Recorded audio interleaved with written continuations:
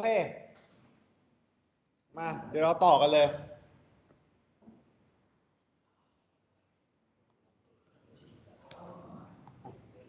กลับมาต่อนะ เมื่อกี้ก่อนไปพัก เราได้ข้อสรุปว่า โจทย์เนี่ยเวลาเขาให้มาเนี่ยเขาไม่ให้มา SN ของเราคืออะไรเขาไม่ให้ สิ่งที่เขาจะให้มาเต็มที่ก็คือ AN นี่แหละ สิ่งที่เราจะเรียนต่อจากนี้จนถึงจบกว่านี้เลย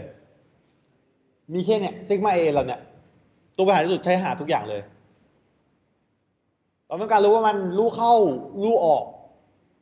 เป็นลดเพิ่มอะไรต่างๆลู่เข้าแบบสมบูรณ์ไม่สมบูรณ์อะไร จะโผล่มาในรูปซิกมาทั้งหมด แล้วจะไม่มีนะมา SN เท่ากับสูตรหนึ่งไม่มีเขาให้มาแค่ลำดับ วิธีหาเรามีทั้งหมด3วิธี5วิธี วิธีที่1 comparison มันจะมี comparison ทั้งหมด2แบบนะแบบแรกคือ เรารู้ว่า BN กับ AN อะไรใหญ่เล็กกว่ากันฉะนั้นเราต้องสมมุติ BN ขึ้นมานี่คือ sigma AN และ sigma BN มันเกิดมาจากการสมมุตินะโดยที่ต้องมั่นใจนะว่า AN และ BN เป็นบวกเสมอ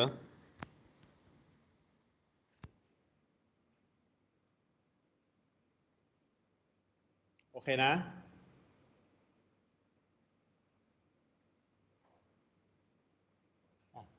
ข้อแรกของเราจะบอกว่ายังไงสมมุติถ้า sigma AN เล็กกว่าหรือเท่ากับ sigma BN ถ้า sigma BN รู้เข้า sigma AN ก็จะรู้เข้าด้วยแต่ถ้า sigma AN ใหญ่กว่าหรือเท่ากับ sigma BN ถ้า sigma BN รู้ออก sigma AN ก็จะรู้ออก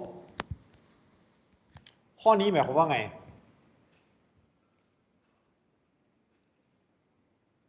นะสมมุติถ้าเขาบอกว่าถ้า sigma BN เนี่ยใหญ่กว่า AN คิดสภาพสมมติเรามีเส้นมาเส้นจำนวนนะอันนี้เส้นจำนวนเส้นหนึ่ง BN ของเราเป็นอนุกรมที่ใหญ่สมมุติเรามี BN เนี่ย B ตั้งแต่ A1 ถึง A10 A1 ของ BN นะถึง A10 B1 ถึง B10 แต่ AN ของเราเนี่ย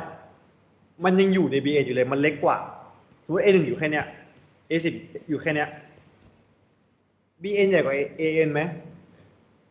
ถ้า BN มันบอกว่าทั้งหมดเนี่ย BN ทั้งหมดเนี่ยรู้เข้า AN มันก็ควรจะรู้เข้าได้ถูกไหมเพราะมันเล็กกว่ามันอยู่ข้างใน BN เก็ตไหมมันอยู่ข้างใน BN ถ้าอะไรที่มันใหญ่กว่าไปทางเดียวกันข้างในมันก็ต้องไปทางเดียวกันด้วยถูกปะอันนี้คือความหมายของมันแต่ถ้า sigma AN ใหญ่กว่า BN ถ้าข้างในมันรู้ออกทั้งหมดควรจะรู้ออกไหม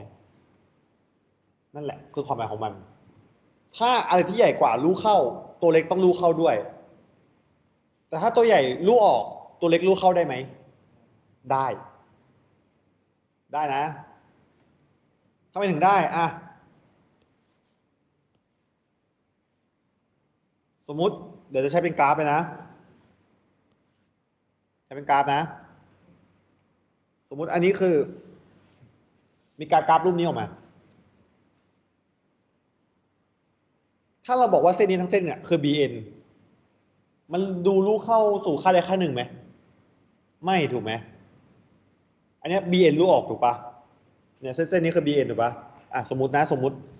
เส้นนี้คือ BN ถ้าเราสนใจแค่ช่วงเนี้ย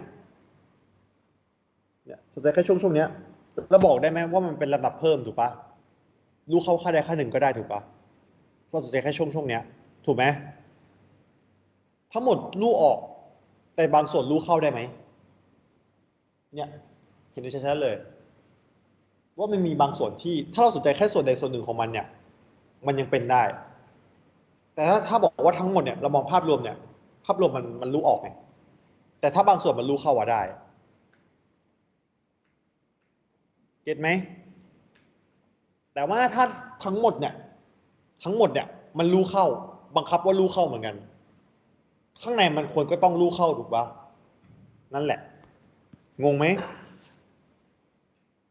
มีใครงงไหมแต่ถ้ามีทั้งหมดเนี่ยตัวเล็กที่อยู่ข้างในเนี่ยมันรู้ออกทั้งหมดก็ต้องรู้ออกถ้ามีจุดเสียจุดเดียวก็เสียทั้งหมดเก็ตไหมมีใครงงไหมมีใครงงไหมไม่งงนะโอเคงั้นไปข้อต่อไปนะโอเควิธีที่สองคล้ายๆกันแต่อันเนี้ย an กับ bn ต้องเป็นบวกก็คือมากกว่าศูนย์ comparison อันเมื่อกี้เราบอกว่าอะไรเราบอกว่าซิกมา an กับซิกมา an เป็นบวกถูกปะแต่อันนี้คือ an กับ bn เป็นบวก an กับ bn นะเราจะแยกย่อยออกมาอีก3รูปแบบแต่เราใช้แบบเดียวกันก็คือลิมิต an ส่วน bn n สู่อินฟินิตี้ได้คำตอบออกมาจะมี3แบบมันคือได้ค่าคงที่ l ได้ศูนย์แล้วก็ได้ตี้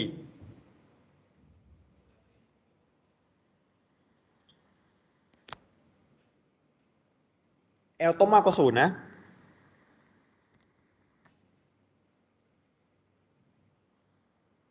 แล้วก็อ่ะถ้า l ได้ค่า l ออกมาได้ค่าคงที่เลขหนึ่งออกมาเราบอกอะไรได้เราจะบอกว่ามันจะไปในทางเดียวกันถ้า an รู้เข้า bn ก็จะรู้เข้าถ้าบุตซิกมานะซิกมา an รู้เข้าซิกมา bn ก็จะรู้เข้าถ้าซิกมา bn รู้ออกซิกมา an ก็จะรู้ออกไม่ต้องรู้ว่า an หรือ bn อันไหนใหญ่กว่ากันเราไม่จำเป็นต้องรู้ถ้าใช้วิธีนี้งงไหมเขียนให้ดู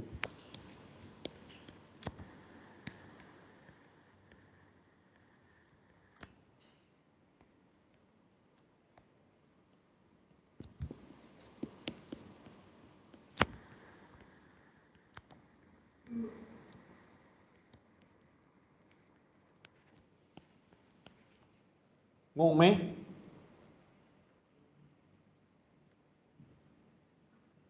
เมื่อกี้เราใช้ an ถูกไหมเราใช้ an ลิมิตของ an ส่วน bn ถูกไหมถ้าได้ค่าคงที่มากกว่าศูนย์มันจะรู้เข้าไม่ก็รู้ออกเหมือนกัน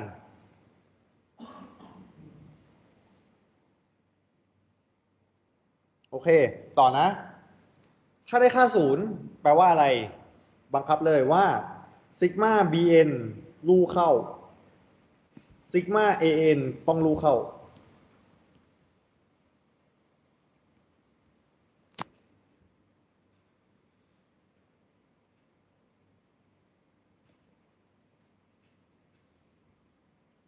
มีกรณีเดียวนะต้องบังคับเลยว่าถ้า bn รู้เข้า a ต้องรู้เข้าแต่ถ้าได้ตี้แปลว่าอะไรถ้าซิกมา bn รู้ออกซิกมา an ก็จะรู้ออก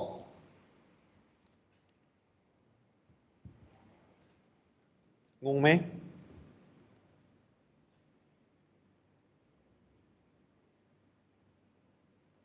งงไหมส่วนใหญ่เราจะไม่ค่อยใช้วิธีนี้เท่าไหร่เราใช้วิธีแรกแต่ก็มันสับได้ทั้ง2 วิธีอยู่ที่ความเหมาะสมเดี๋ยวเราจะใช้กันทั้ง5 วิธีวันนี้เรามีโจทย์ครบทุกแบบเลย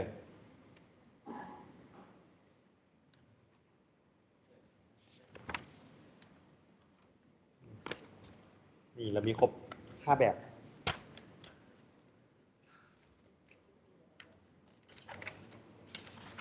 โอเคนะมีใครงงไหมcomparison อันแรกเราใช้อะไรเปรียบเทียบกันเราใช้ซิกมาถูกไหมซิกมาเองกับซิกมาบีเอ็นเปรียบเทียบกันอันนี้เราใช้ AN กับ BN เปรียบเทียบกันโอเคนะต่อไปวิธีที่3 integral test integral test จำได้ไหม integral test เราจะต้องมี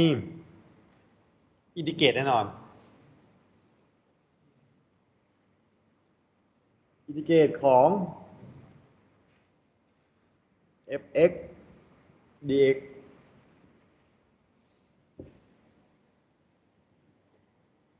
แต่ก่อนหน้านั้นอย่าลืมโจทย์ของเราเป็น an ถูกปะเราต้องกำหนด f(x) ขึ้นมาด้วยว่าให้ f(x) เป็นอะไร เราห้ามเอา n มาใส่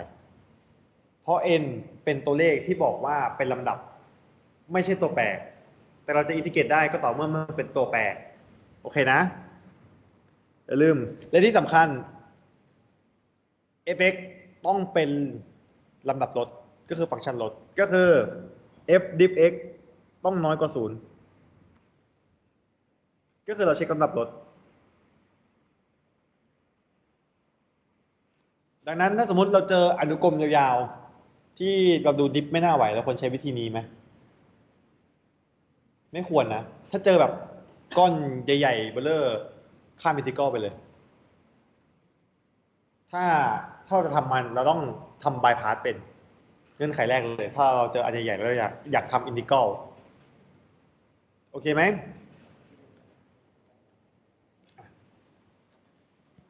แต่ปกติเวลาเราอินทิเกรตเราไม่สามารถอินทิเกรตถึงอินฟินิตี้ได้เราจะเอาลิมิตเข้ามาแทน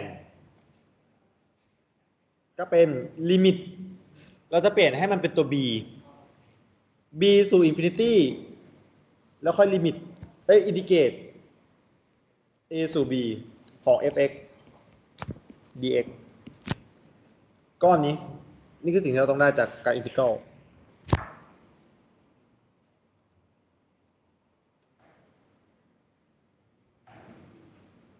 เห็นไหมทันไหมถ้าลิมิตออกมาได้ค่าคงที่เป็นรูเข้าถ้าไม่ใช่ก็รูออกแค่นั้นเลยค่าคงที่ 0.5 ไปค่าคงที่ไหม 0.5 ไปค่าคงที่ไหมเป็นพายไปค่าคงที่นะ e ก็เป็นค่าคงที่อะไรก็ตามที่ไม่ใช่ตี้ลบตี้หรือตัวแปรเป็นค่าคงที่ทั้งหมดก็คือตัวเลขเศษส่วนก็เป็นค่าคงที่ทศนิยมเป็นค่าคงที่นะอะไรที่เรารู้ค่ามันรูท 3รูท 5อันนี้ก็นับเป็นค่าคงที่เช่นกันเข้าใจไหม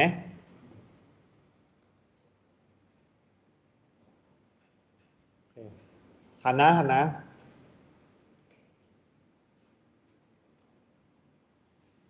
โอเค3วิธีแบบดั้งเดิมอีก2วิธีจะเป็นวิธีที่ชอบใช้มาก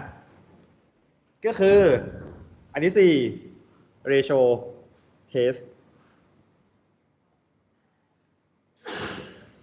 วิธีนี้ค่อนข้าง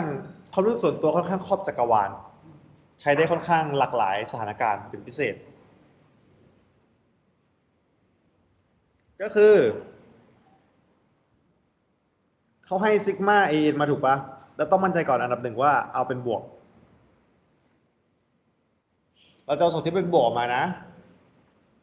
เหมือนเดิมใส่ลิมิต n สู่ตี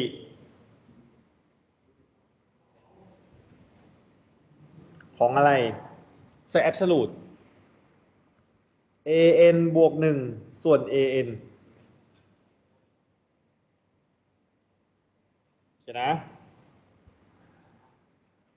ทันไหมได้ค่าออกมาเป็น l ถ้า l มากกว่า1ลู่ออกถ้า l น้อยกว่า1ลู่เข้า แล้วถ้า L เท่ากับ1อ่ะถ้า L เท่ากับ1สรุปไม่ได้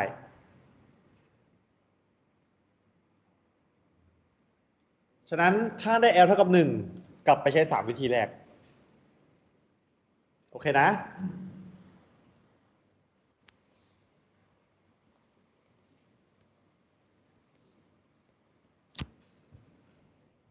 เห็นไหมง่ายๆเลยเขาให้ AN ไม่ได้ถูกไหมในโจทย์ส่วนใหญ่เขาให้ AN มาหมดแล้วเนาะ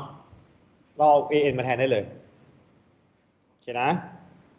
ต่อไปวิธีที่5วิธีสุดท้ายอันนี้ก็กึ่งครอบจักรวาลเหมือนกัน root test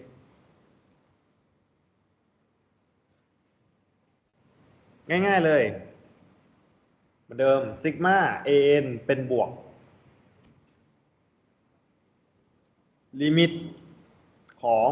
n สู่ infinity วงเล็บ an ใส่1 กำลัง 1 ส่วน n เข้าไป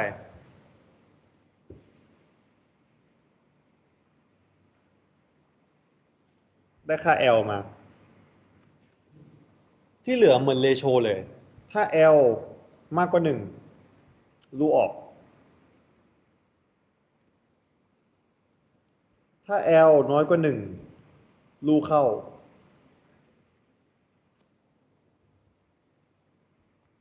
ถ้า l เท่ากับ1สรุปไม่ได้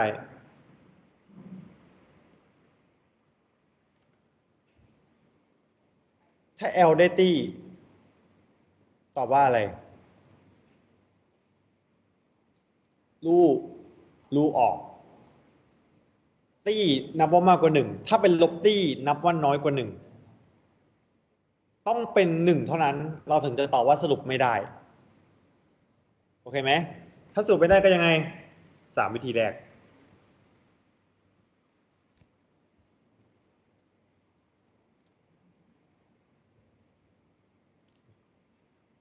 เรามี5 วิธีให้เลือกใช้ตามสถานการณ์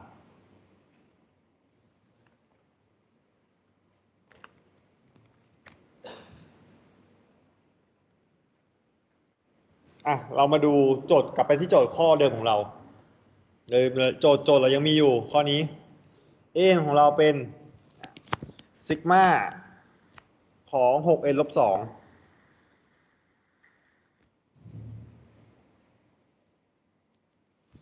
n เท่ากับ1สู่ infinity โจทย์ข้อนี้นะยังอยู่นะข้อนี้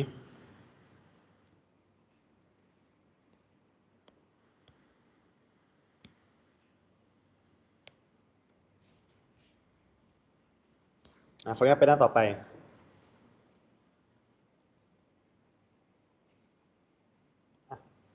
อยากจะรู้ว่าข้อนี้เป็นอนุกรมลู่เข้าหรือลู่ออกดีนะเป็นอนุกรมลู่เข้าหรือลู่ออกไม่ใช่ลำดับถ้าลำดับเรามีวิธีเช็คกี่วิธี3 วิธีอนุกรมมี5 วิธีลำดับ3 วิธีลำดับมีอะไรบ้างผลต่างอัตราส่วนแล้วก็ดิฟถูกไหมแต่ถ้าเป็นอนุกรมก็คือมีซิกมามีทั้งหมด5 วิธีเปรียบเทียบ2 วิธีถูกไหมมี integral test ratio แล้วก็ root test อันนั้นคือวิธีเช็คอนุกรมแต่ถ้าเป็นลำดับไม่เหมือนกันนะอนุกรมมีซิกมาลำดับไม่มีซิกมาโอเคนะอ่ะอันนี้ต้องการรู้ว่าเป็นอนุกรมลู่เข้าหรือลู่ออกใช้วิธีไหนดีอยากใช้วิธีไหนข้อนี้มันเป็นวิธีที่4ครับ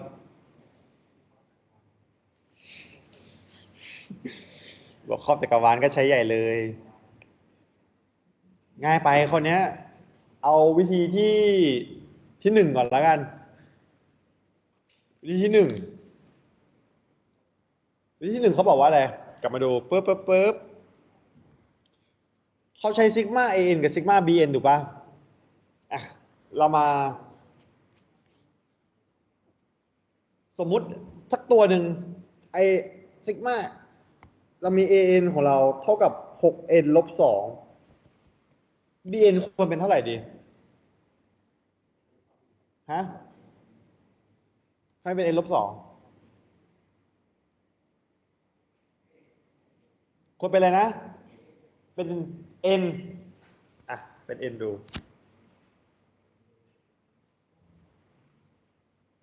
ถ้าเป็น n ซิกมา an กับซิกมา bn อะไรใหญ่กว่าอ่ะแทน n เป็น1 n เป็น1อะไรใหญ่กว่าแล้วถ้า n เป็น10อ่ะอะไรใหญ่กว่า a หรือ bn ซิกมาอันไหนซิกมา n ใหญ่กว่าถูกปะเนี่ยเรารู้แล้วซิกมา n ใหญ่กว่าซิกมา bn ถูกปะ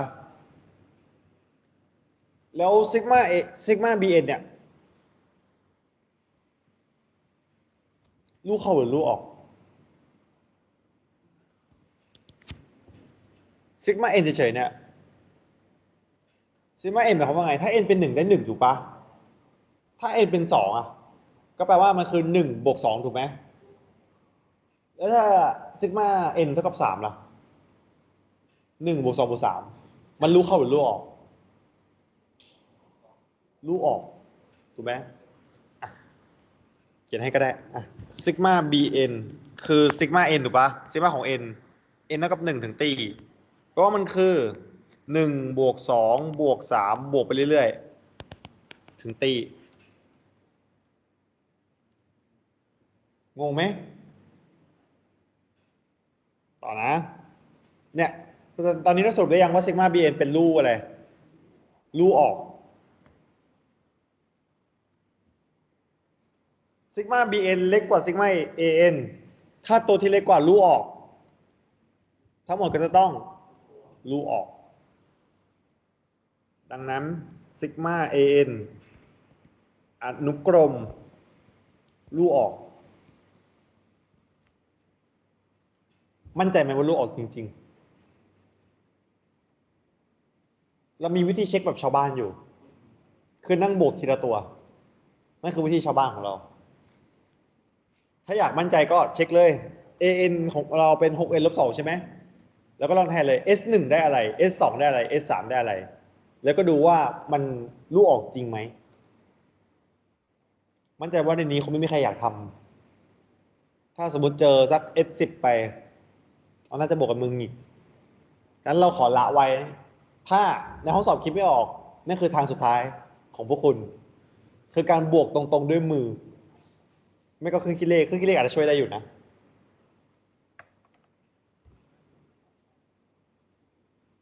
วันนี้กลับมาละกลับไปฝึกกดเครื่องคิดเลขหาอนุกรม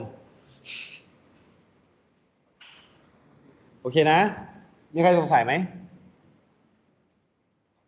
อยากลองวิธีไหนไหมวิธีที่2ไหมไม่ต้องรู้ว่าอะไรใหญ่กว่าเล็กกว่าเรามาลองดูวิธีที่2วิธีแรกเราใช้เป็นซิกมาถูกไหมวิธีที่2เราใช้แค่ an กับ bn ถูกปะ an เท่ากับ 6n ลบ2เราให้ bn เป็น n ถูกไหมเมื่อกี้อย่าลืมต้องมั่นใจว่าทั้ง an และ bn ต้องเป็นบวก n เราเริ่มที่1ถูกปะบวกเพิ่มไปเรื่อยๆ bn เป็นลบได้ไหมไม่ได้ an ก็คงเป็นลบไม่ได้หรอกน้องถูกไหมเพราะตอนนี้เรามั่นใจแล้วว่าทั้งคู่เป็นบวกเราใช้วิธีที่2ได้ลิมิต n สู่อินฟินิตี้ของ an ส่วน bn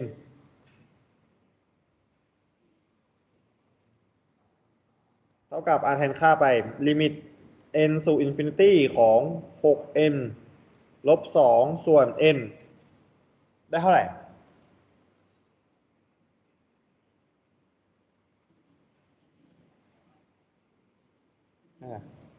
ตี้ส่วนตี้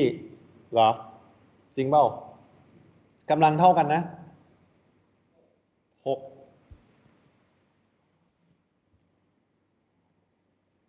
เอาแล้วแคลหนึ่งนะแคลหนึ่งได้6นะได้6แปลว่าอะไรกลับมาดูได้6แปลว่าอะไรกรณีไหน L ศูนย์หรือตี้6เป็นกรณีไหน L ศูนย์หรือตี้ L L เขาบอกว่าอะไรถ้าซิกมาเอ็น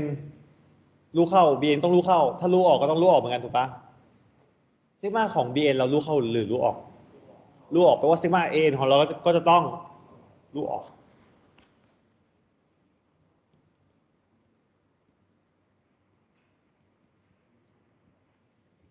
คำตอบควรจะต้องเหมือนกันทั้ง5วิธีโอเคนะ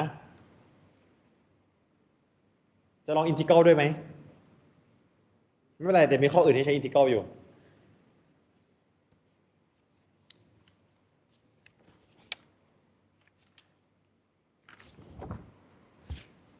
โอเคโจทย์ข้อนี้เคลียร์นะมีใครสงสัยโจทย์ข้อนี้ไหม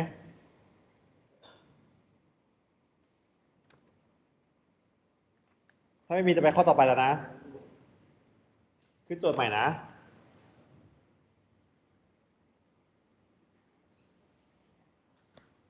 อ่ะอย่างที่ว่าไปโจทย์ไม่เคยให้เอเซนเรามาสิ่งที่เขาจะให้มันคือซิกมา n เท่ากับ0เริ่มที่0นะ2ส่วน3บวก 5n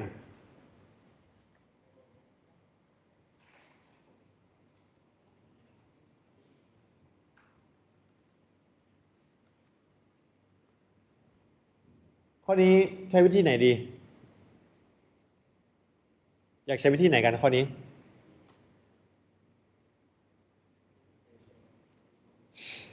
เราจะเว้นเรโชกับรูทเทนไว้ก่อน ให้ใช้เลยก็ง่ายไปแต่ข้อนี้เหมือนรู้สึกว่าถ้าไทยเรโชแล้วก็ต้องกลับมาใช้3วิธีแรกอะเหมือนมันจะได้1นะวิธีไหน3 integral test อ่ะ integral test อยากได้ที่ต้องทำคืออะไรกำหนดอะไรขึ้นมาก่อนต้องกำหนด fx ขึ้นมาก่อนเสมอนะเพราะว่า n ของเราเนี่ยเป็นตัวแปร n แต่เราต้องการ x ถูกไหมแล้วเวลาเราดิฟหรืออินทิเกรตเนี่ยเราเทียบตัวแปร x กำหนดขึ้นมาเลย fx เท่ากับ2ส่วน3บวก 5n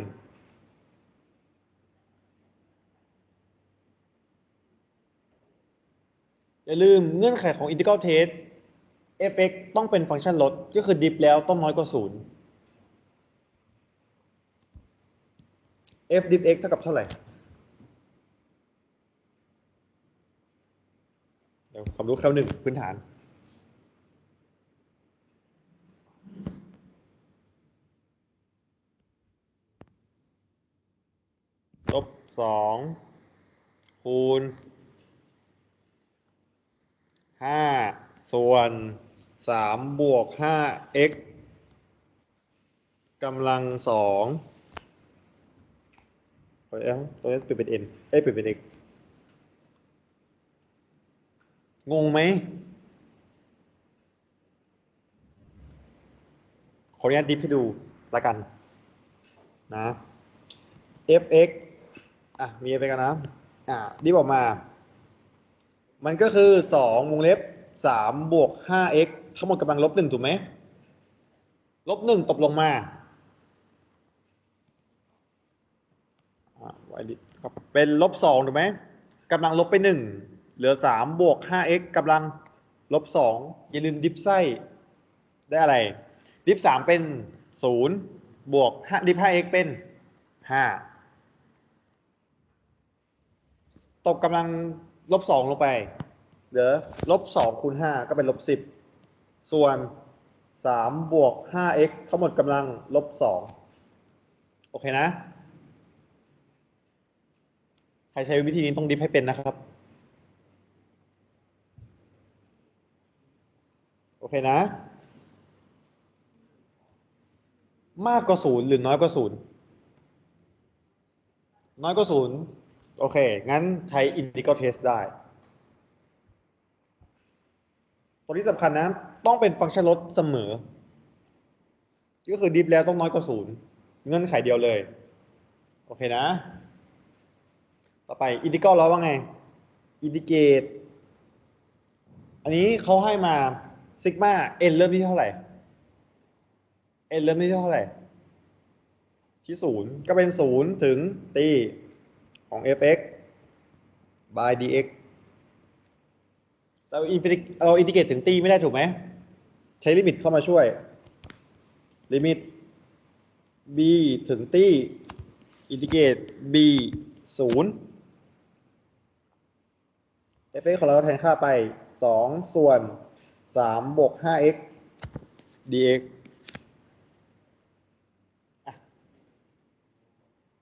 อินทิเกรตน่าจะได้กันอยู่แล้วเนาะอินทิเกรตได้อะไรครับให้ u เป็น3บวก 5xดิฟ u ส่วน dx ได้เป็น5ถูกไหมย้าย dx ขึ้นไปคูณย้าย u ลงมา du ส่วน5เท่ากับ dx ถูกไหมตอนนี้นะลิมิต b ถึงตีอินทิเกรต b 0แล้วเปลี่ยนเราให้ u เท่ากับ3บวก 5x ถูกไหมจะเป็น2ส่วน u dx เปลี่ยนเป็น du ส่วน5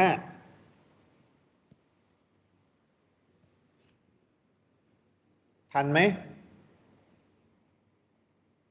ทันไหมนี่อินทิเกรตปกตินะเท่ากับมีค่าคงที่ดึงไปไว้หน้าอินทิเกรตได้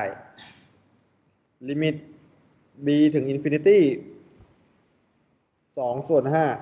5อินทิเกรต b ถึง0ของ1ส่วน u by du อินทิเกรต1ส่วน u ได้อะไร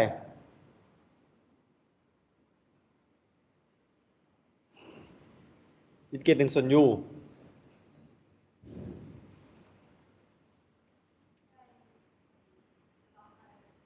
ลอน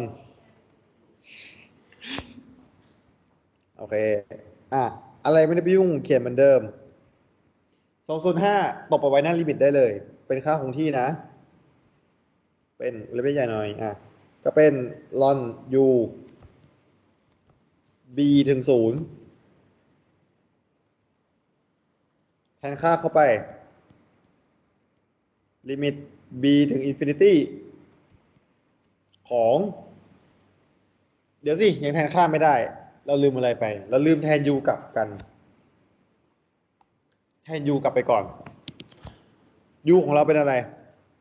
3บวก 5x ถูกไหมก็เป็น5ส่วน2ส่วน5 2ส่วน5ลิมิต b ถึงอินฟินิตี้ของลอน3บวก 5x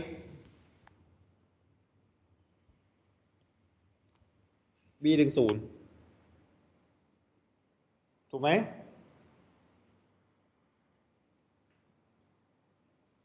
โอเคแทน b กับ0ลงไปแล้วเอามาลบกันเนาะก็เป็นลอน3บวก 5b ลบลอน3ลบไป3บวก0ทันไหม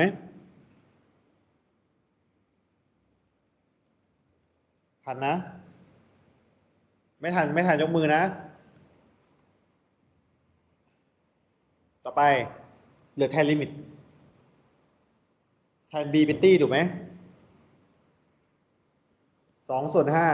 5แทนลิมิตเข้าไปลอนตี้ถูกไหม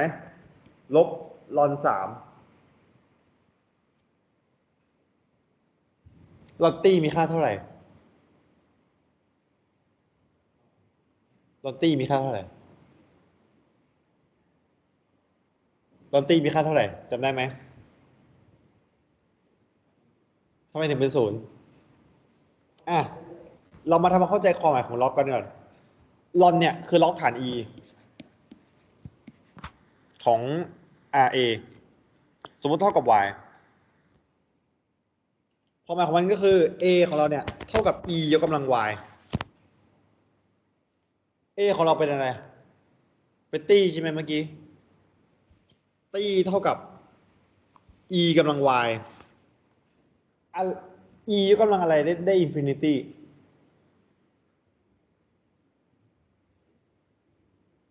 y เป็นเท่าไหร่ y เป็นตี้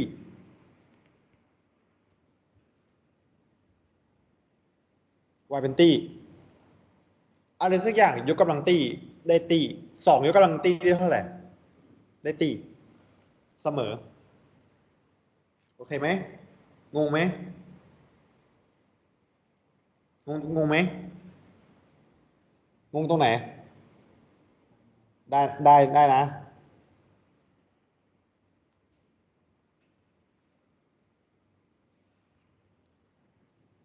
เพราะว่าคนที่ตอบอะไร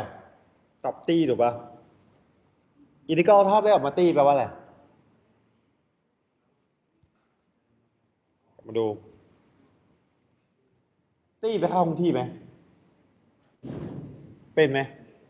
เป็นหรือไหมตี้ไปเข้าคงที่ไหมไม่รู้เข้าหรือรู้ออกรู้ออก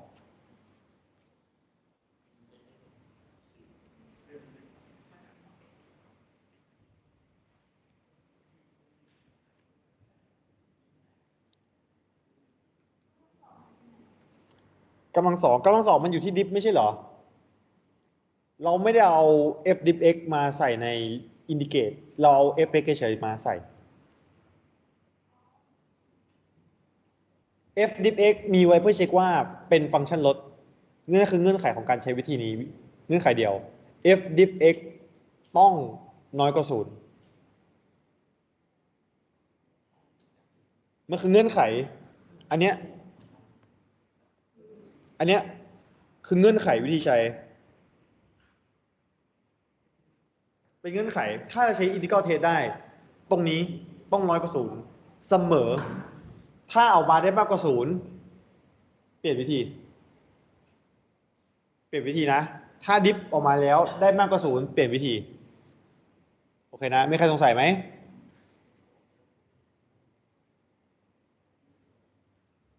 ต่อนะ ฮะซูมออก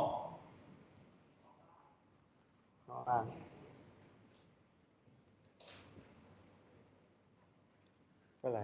เรายังเหลือเวลากันอีกเยอะ เรายังไม่จบชีตหนึ่งเลย เอ้ย ไม่สิ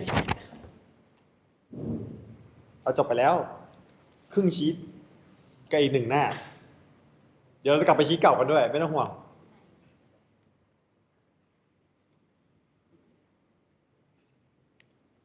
โอเคนะ ทันไหม มีใครงงไหม สงสัยไหม มีใครสงสัยไหม ไม่ต้องห่วงเรื่องโจทย์นะ สอนเสร็จเดี๋ยวแอดดอกไฟล์ให้เลย โอเคนะ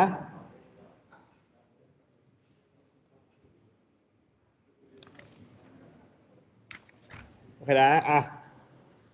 โอ้เราผ่านกันมาเยอะนี่อ่ะป่ะให้โจทย์ใหม่นะโจทย์ใหม่นะ an เท่ากับ 6n ลบ1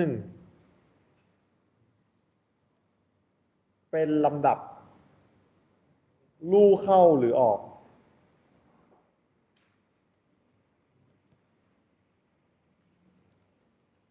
อ่ะข้อนี้ให้เวลา 5 นาที ถึง 18.35ว้าวสับปัดขึ้นห้างนะเปลี่ยนก็ได้เป็น34แล้วกันหยอกเล่น อ่ะ35นะ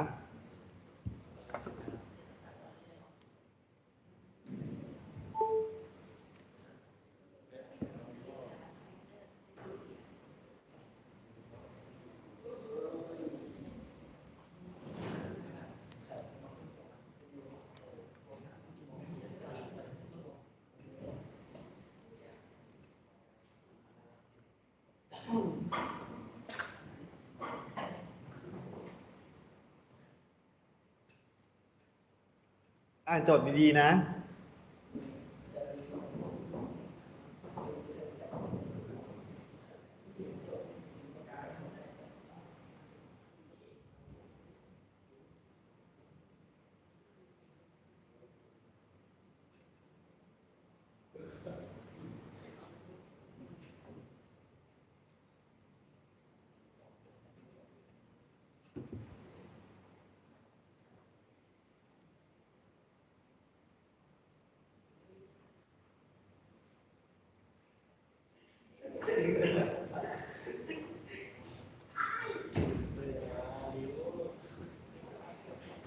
ทย์ให้ดีก่อนเริ่มทำโจทย์นะดูคำถามนี้นะเขาถามว่าเป็นลำดับลูกเข้าหรือลูกออกเขาไม่ได้ถามว่าเป็นอนุกรมลูกเข้าหรือลูกออกใครทำอนุกรมไปแล้วเนี่ย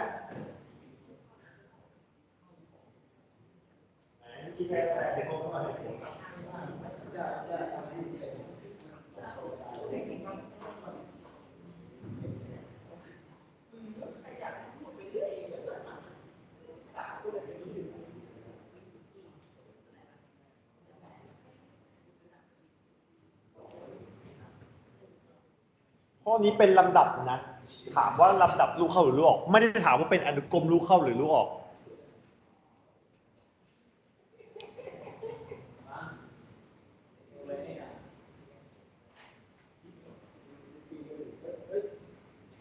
อย่าลืมนะมี3วิธีอะไรบ้างมีดิฟ1อัตราส่วน2ผลต่าง3ลองดู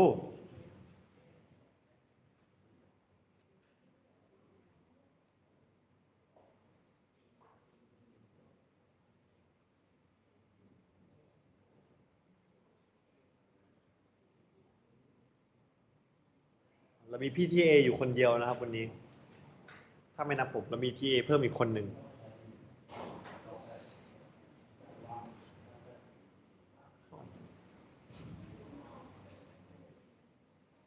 ไหนมีใครได้คำตอบหรือยังเป็นลูกเข้าหรือลูกออกมีคนได้คำตอบแล้วเป็นลำดับลูกออก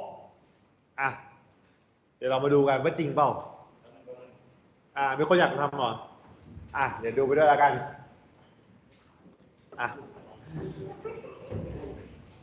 ข้อนี้เราไม่ได้ใช้อนุกรม5วิธีนะมันคือลำดับมี3วิธีให้เลือกใช้วิธีอะไรไปครับลิมิตไว้เช็คอะไรดีกว่าลิมิตเช็คอะไร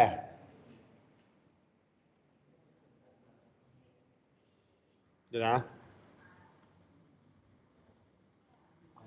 เดี๋ยวเมื่อกี้พูดผิดหรือเปล่านะระดับรถเขียนผิดขอโทษ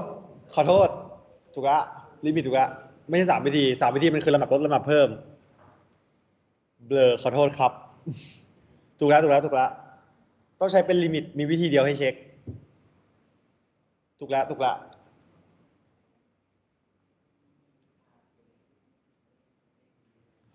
ไม่ได้บอกผิดเขียนโจทย์ให้ผิดเขียนโจทย์ผิดขอโทษเขาไม่ถามลูกเข้าลูกออกเขาถามลำดับลดลำดับเพิ่ม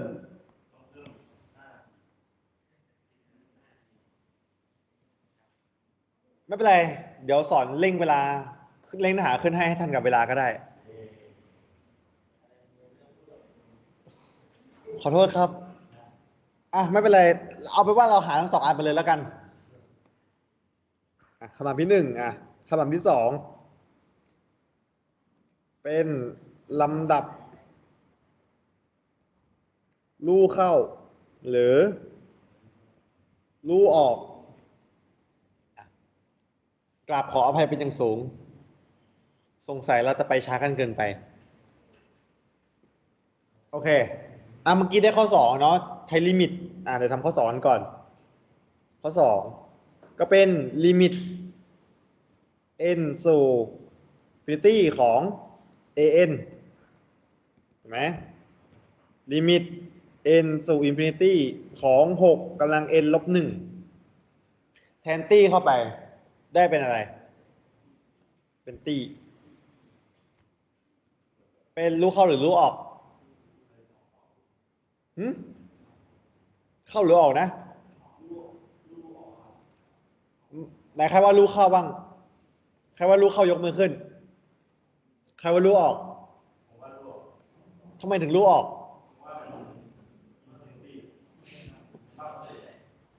ลูกออกนะ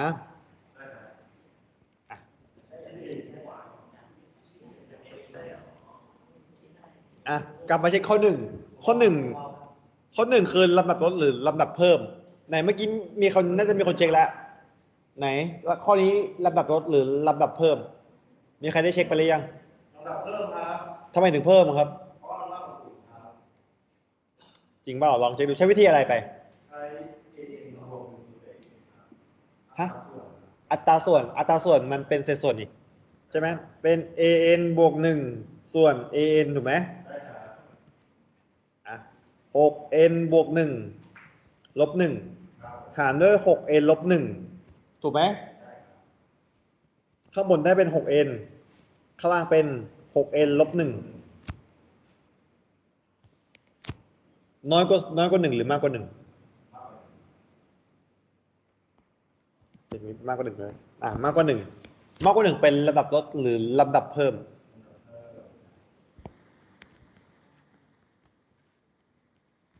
ลำดับเพิ่มมีใครงงไหมข้อนี้ไหนอยากรู้เมื่อกี้มีใครใช้เทสอนุกรม5วิธีไปบ้างไหมไม่มีนะ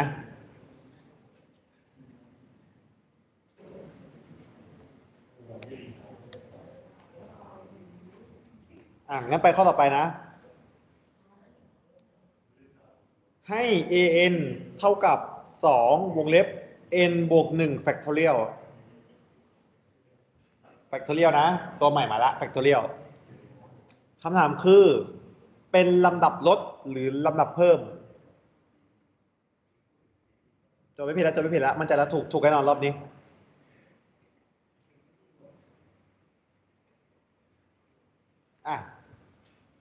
ใช้วิธีอะไรดี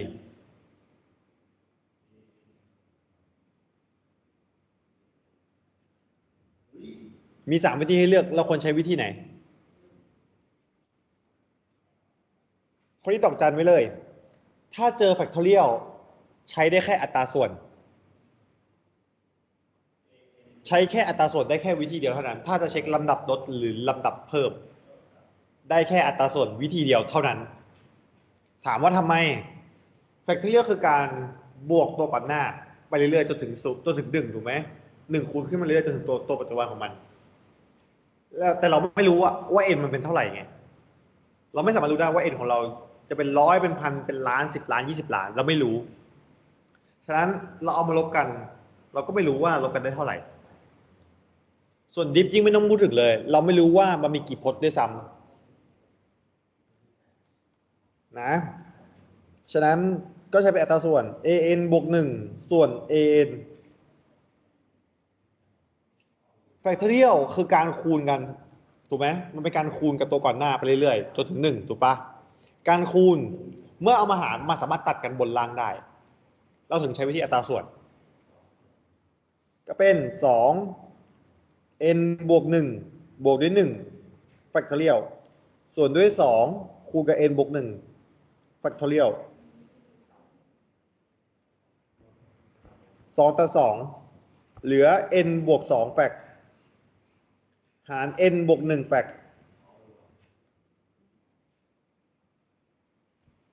ทำยังไงต่อดีเราจะต้องลนแฟกต์มันไม่มีคำศัพท์ตายตัวหรอกทำให้ดูน่าจะเข้าใจง่ายกว่าก็คือโพลีแฟกต์มันคือสมมติ3แฟกต์ก็คือ3คูณ2คูณ1ถูกปะ5แฟกต์ก็คือ5คูณ4คูณ3คูณ2คูณ1ถูกไหมเราสามารถบอกได้อีกแบบหนึ่งก็คือ5แฟกต์คือ5คูณ4คูณ3แฟกต์ได้ไหม5แฟกต์คือ5คูณ4แฟกต์ได้ไหมได้ทำคล้ายๆกันตัวไหนมากกว่าเราจะปลดร่นตัวนั้นลงไป n บวก1กับ n บวก2อันไหนมากกว่ากัน n บวก2มากกว่าเราจะร่นมันไปจนกว่ามันจะเท่า n บวก1ตัวแรกก็เป็น n บวก2ถูกไหมเหลืออะไรตัวต่อไปก็จะเป็นเท่ากับข้างล่างยังถ้าเท่าแล้วหยุดปลดแฟกต์ก็ใส่แฟกต์กลับไปเข้ามันโอเคนะข้างล่างก็จะเป็น n บวก1แฟกต์อะไรแตกกันได้ n บวก1แฟกต์เหลือเป็น n บวก2 n บวก2มากกว่าหรือเท่ากับ1มากกว่าหรือน้อยกว่า1มากกว่า1นะ n ไม่มีติดลบเพราะเราเริ่มที่ลำดับที่1เป็นต้นไปฉะนั้นเป็นลำดับลดหรือลำดับเพิ่ม n ของเรา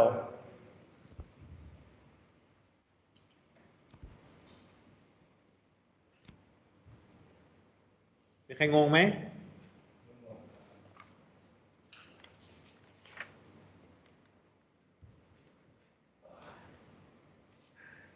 อ่ะข้อสุดท้ายก่อนจะพ้นเรื่องลำดับแล้วจะให้จบลำดับแล้วข้อสุดท้ายแล้วจะไม่วนกลับมาอีกแล้วนะ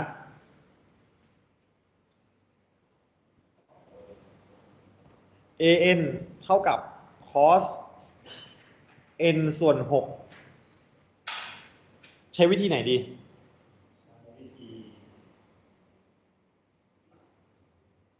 วิธีไหนดิฟ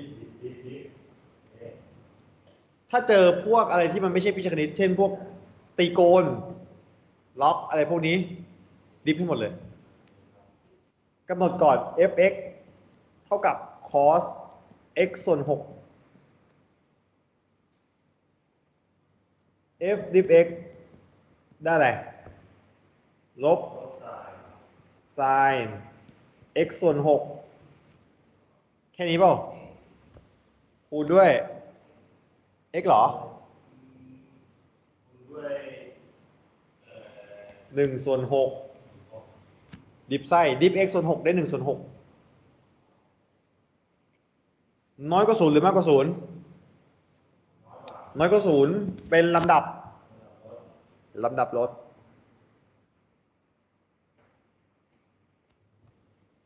จบลำดับแล้วมีใครสงสัยไหมโอเคเราจะกลับมาต่ออนุกรมเมื่อกี้5 วิธีของเรากันต่อ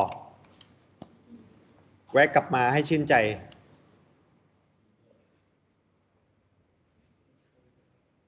ไม่ต้องห่วงอนุกรมเนี่ยเดี๋ยวเราก็อาจจะมีโอกาสได้ใช้มันอีกแน่นอนเรื่องลำดับมีใครสงสัยไหมหลังจากนี้เราจะเข้าอนุกรมกันยาวๆแล้วแวะกลับมาเพื่อให้มีกำลังใจเฉยๆ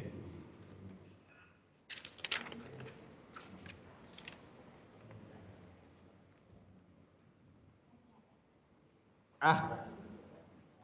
กำหนดให้ซิกมาถ้ามีซิกมาก็คืออะไรอนุกรมถูกไหมอ่ากำหนดให้ซิกมา e กำลัง cn ส่วน n ลบ2แฟกคำถามคือเป็นอนุกรมลูกเข้าหรือลูกออก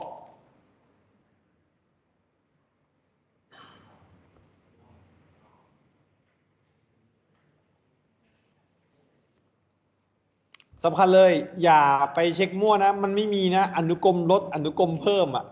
อันนี้ไม่มีนะไม่มีนะมีแต่ลำดับลดกับลำดับเพิ่มถ้าถามถึงอนุกรมมีแค่อนุกรมลูกเข้ากับลูกออกโอเคไหมอ่ะข้อนี้ทำยังไงดี5 วิธีใช้วิธีไหน5 วิธีไม่มีดิฟครับใช้อินทิกรัลถ้าไม่ใช้อินทิกรัลฮะมันมีแฟกทอเรียลใช้วิธีไหนครับวิธี4คือเรโชคล้ายๆกับอัตราส่วนเวลาเราเช็คก็คือมันเป็น an บวก1ส่วน an เหมือนกันใช้ได้เหมือนกันคล้ายๆกันอ่ะเรโชสูตรว่าไงครับไหนมาดูซิมันมีแค่นั้นเหรอจริงเปล่าลิมิต n เข้าใกล้ infinity absolute an บวก1 an โอเคเยี่ยมมากสีดำฟังชัด an ของเราคืออะไร an ของเราคืออะไร e กำลัง cn ส่วนด้วย n ลบ2แฟกใช้ root test ไม่ผิดใช้ ratio test ลิมิต n สู่ infinity absolute ต้อง absolute นะ an บวก1ส่วน an หลักการเดิมเลย ถ้าเจอแฟกต์มองเรโชเป็นอันดับแรกในเรื่องอนุกรม แต่ถ้าเป็นลำดับให้ใช้วิธีอัตราส่วน มันจะเป็น an บวก1ส่วน an เหมือนกัน เห็นไหมคล้ายๆกันเลย โอเคนะอ่ะเหมือนเดิม ลิมิต n ส่วน infinity absolute ใหญ่ๆหน่อย ส่วนยาวๆนิดนึงอ่ะข้างบนได้อะไร e กำลัง4วงเล็บเปิด n บวก1ข้างล่าง n ลบ2แฟกเห็น n เปลี่ยนเป็น n บวก1ถูกไหมก็เป็น n บวก1ลบด้วย2ทั้งหมดแฟกตอเรียลข้างล่าง an เหมือนเดิมเนาะก็ใส่เข้าไป e กำลัง 4n ส่วนด้วย n ลบ2ทั้งหมดแฟกทันนะลิมิต n สู่ infinity เศษส่วนซ้อนล่างคูณบนไกลคูณไกลใกล้คูณใกล้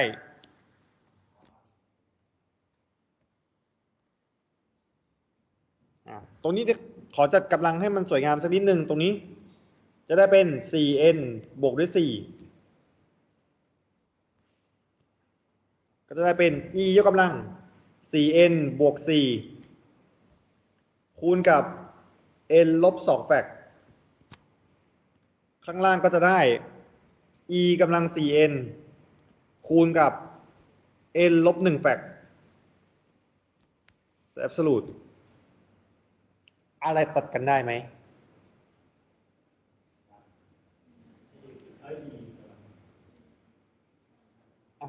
e ตัด e เหลืออะไร เหลือ e กำลัง4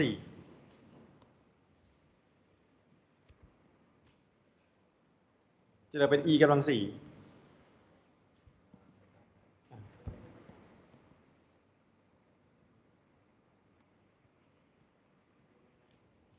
ดูที่ตัดดีๆนะ มันไม่ได้ตัดทั้งหมดนะ ตัดแค่ 4n ออกไป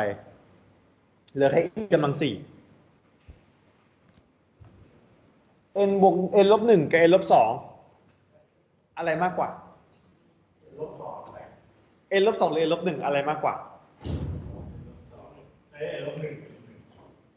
n ลบ1มากกว่านะ ฉะนั้นต้องปลดแฟกด้านล่างถูกไหม ก็จะเป็นข้างบนไว้เหมือนเดิม n ลบ2แฟกข้างบนก็เป็นข้างล่างเป็น n ลบ1ตัวต่อไปก็คือ n ลบ2เหมือนข้างบนยังเหมือนแล้วหยุดการปลดใส่ absolute อะไรตัดกันได้แฟกด้วยนะ n ลบ2แฟกตัดกันได้ e กำลัง4เป็นค่าคงที่ไหม e กำลัง4เป็นค่าคงที่ถูกไหม e เป็นค่าคงที่ค่าคงที่ยกกำลังค่าคงที่ก็ได้ค่าคงที่ย้ายไปไว้ข้างหน้าลิมิตได้เลยเหลือลิมิต n สู่ infinity ของ absolute 1ส่วน n ลบ1ได้เท่าไหร่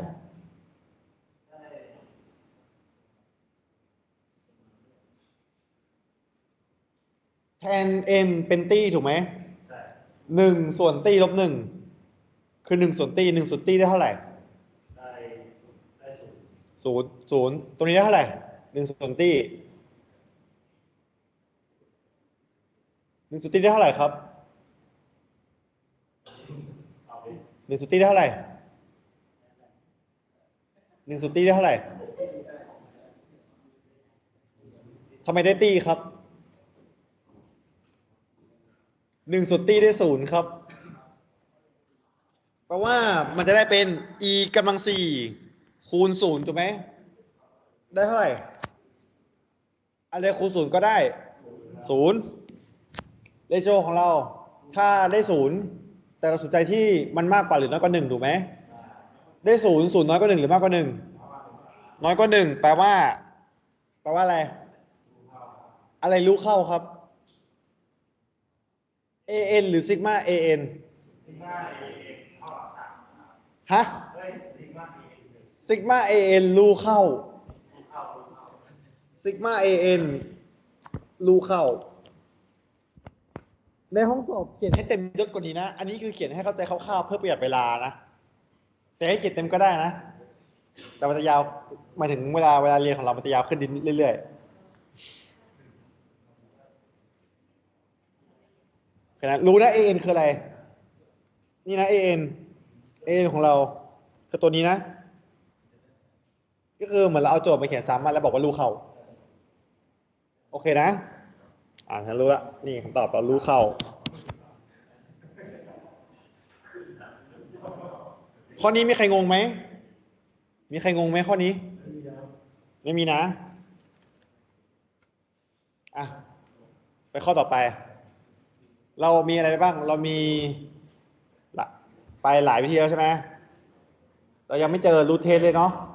มาข้อนี้รูทเทสเลยดีกว่า เราจะมาใช้รูทเทสกัน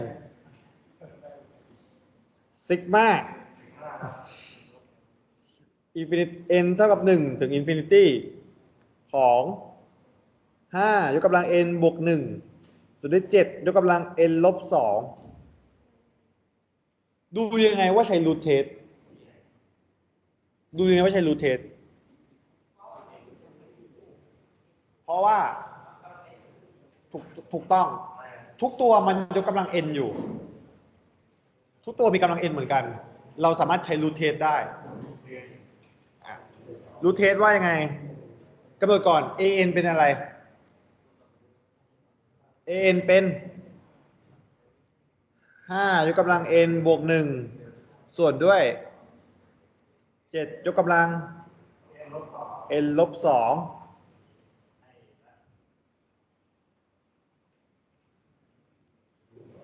ใส่รูทได้ง่ายๆไหมข้อนี้ง่ายจริงเปล่า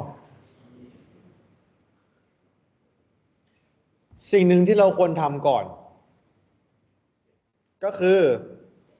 การแยกกำลังออกมาตอนเนี้ยมันไม่ได้กำลัง n เฉยๆถูกปะมันกำลัง n บวก1ข้างล่างก็กำลัง n ลบ2สิ่งที่เราควรทำคือเราต้องแปลงดึง5ออกมากำลัง1คูณกับ5กำลัง n ถูกปะส่วนด้วย7กำลังลบ2คูณกับ7กำลัง n ถูกไหมทีเนี้ย an จริงๆของเราที่เราจำมาใช้ในรูทเทสเนี่ย an ใหม่นะอยากจะให้เป็น5กำลัง n ส่วน7กำลัง n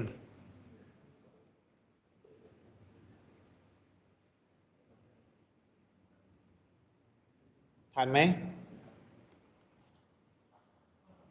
เราจะใช้ a ตัวนี้รูทเทสของเราว่าไงสูตรว่าลิมิต n ถึงอินฟินิตี้ถูกไหม an ยกกำลัง1ส่วน n แทนค่า n แทนตัวไหนไปตัวแรกตัวที่2นะตัวแรกแทนไปแก้ยากมากมันก็ไม่ยากมากหรอกแต่ยังไม่เคยแก้เฉย n ถึงอินฟินิตี้ของ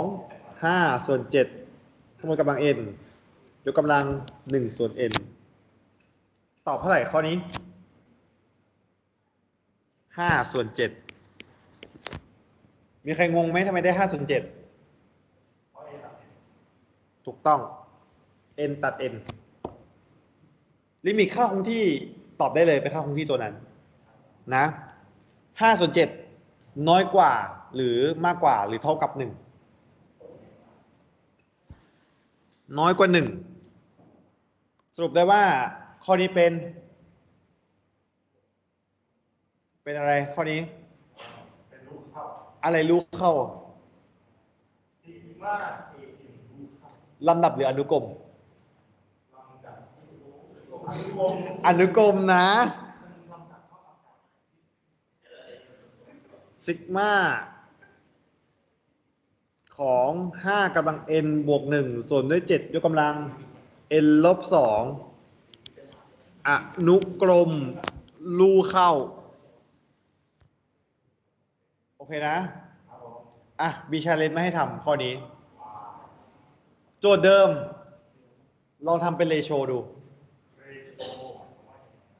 เรโชเทสเราจะมาดูกันว่าจะมีใครได้รูออกหรือเปล่ากี่นาทีดีเรโชเทสกี่นาทีดี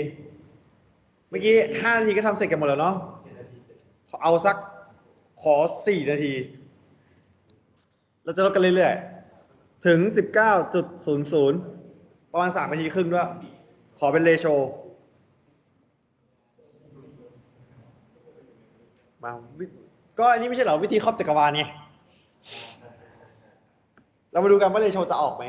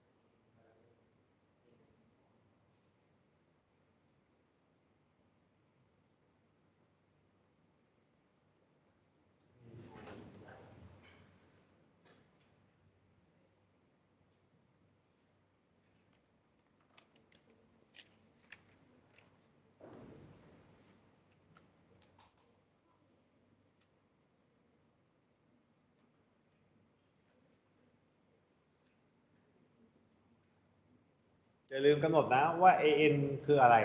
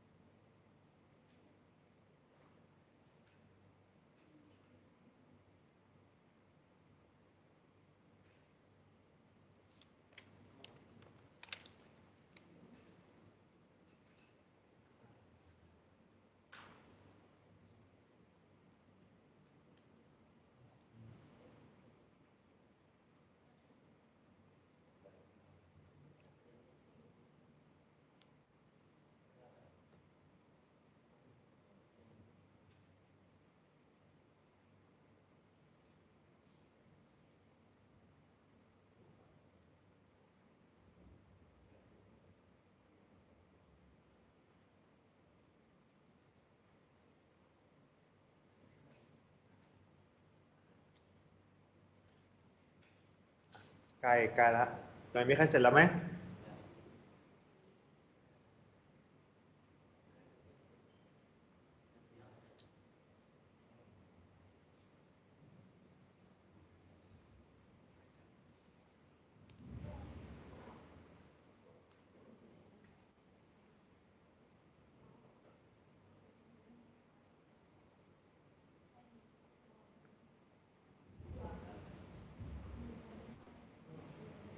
อ่ะไหนมีใครได้คำตอบไปบ้าง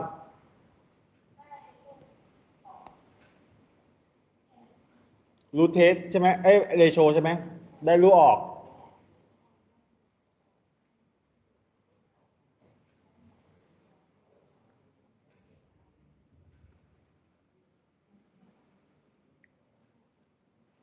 เรามาลองดูกันว่ารูออกหรือรูเข้าสรุปข้อนี้แล้วเมื่อกี้เราได้เป็นรูออกใช่ไหมเรโชเทสเรามาดูกัน AN เท่ากับ 5n บวก1ส่วนด้วย7ยกกำลัง n ลบ2ถ้าใช้เป็นเรโชก็ลิมิต n สู่อินฟินิตี้ an บวก1ส่วน an ถูกไหมเท่ากับแทงค่าเข้าไปลิมิต n ถึง infinity แทนเปลี่ยน n เป็น n บวก1 5 ยกกำลัง n บวก2ส่วนด้วย 7n ลบ1หารด้วย7ยกกำลัง n ลบ2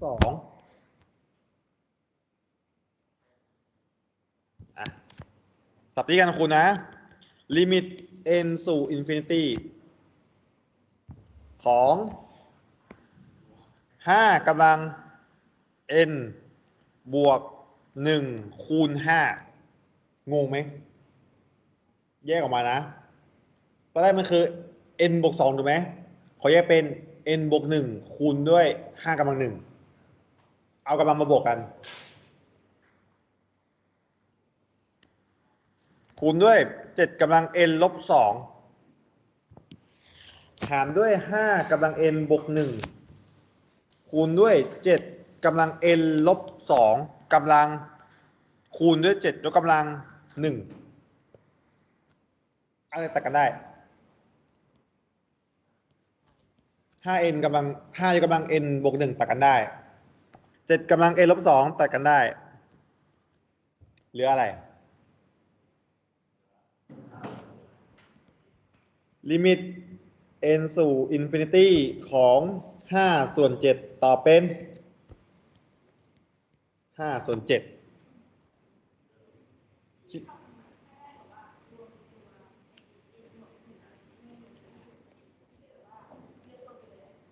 เทียบตัวไปเลยก็คือ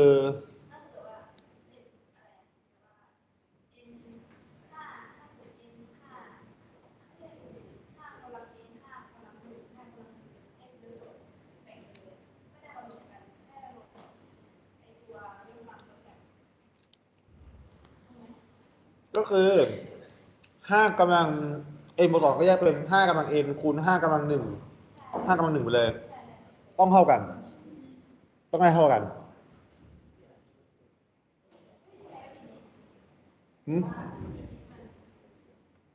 ต้องได้เท่ากันวิธีนั้นกับวิธีนี้เหมือนกันเดี๋ยวทำให้ดู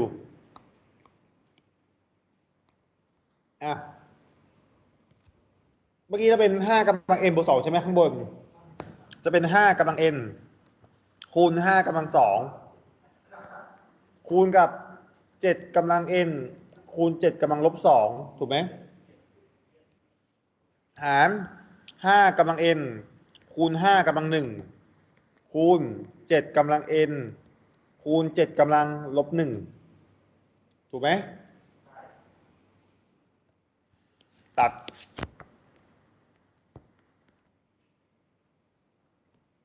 เหลือ5กำลัง2คูณ7กำลังลบ2 5กำลัง1คูณ7กำลังลบ1กดเครื่องคิดเลข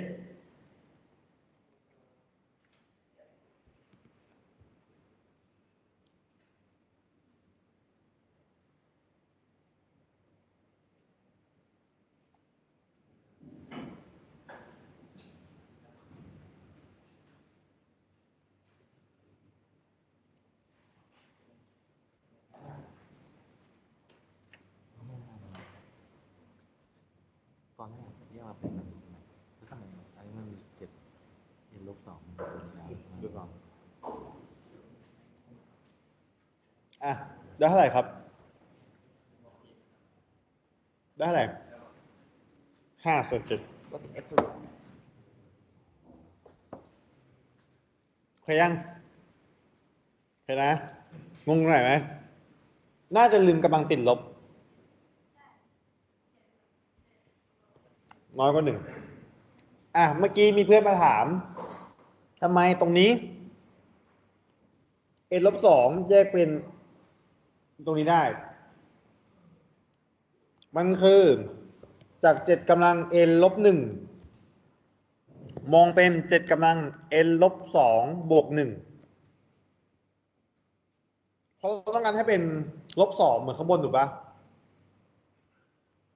เพราะว่าข้างบนของเราเป็น7กำลัง n ลบ2ถูกไหมเราต้องการให้มันตัดกันได้เราเลยมองเพิ่มเข้าไปถูกไหมมันมาจาก 7 กำลัง n ลบ 1 ลบ 1ต้องการแปลงเป็นลบ 2ต้องทำยังไงลบไป 1ถูกปะลบไป 1แต่ลบไปเฉยๆไม่ได้ต้องบวกคืนด้วยบวกไว้ 1กลายเป็น7 กำลัง n ลบ 2บวกด้วย 1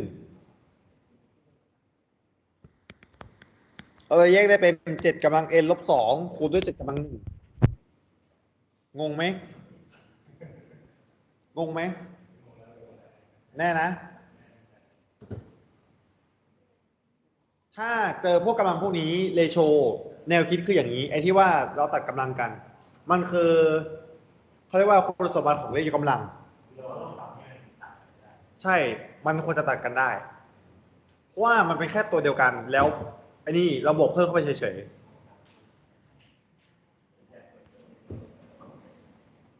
อ่ะมันน้อยกว่า1แต่คิดว่าหลายคนคงจะไม่สังเกตเรามาดูตรงนี้ กลับมาที่นี่นะ เราเอา5 กำลัง 1กับ7 กำลังลบ 2ออกไป มีผลไหม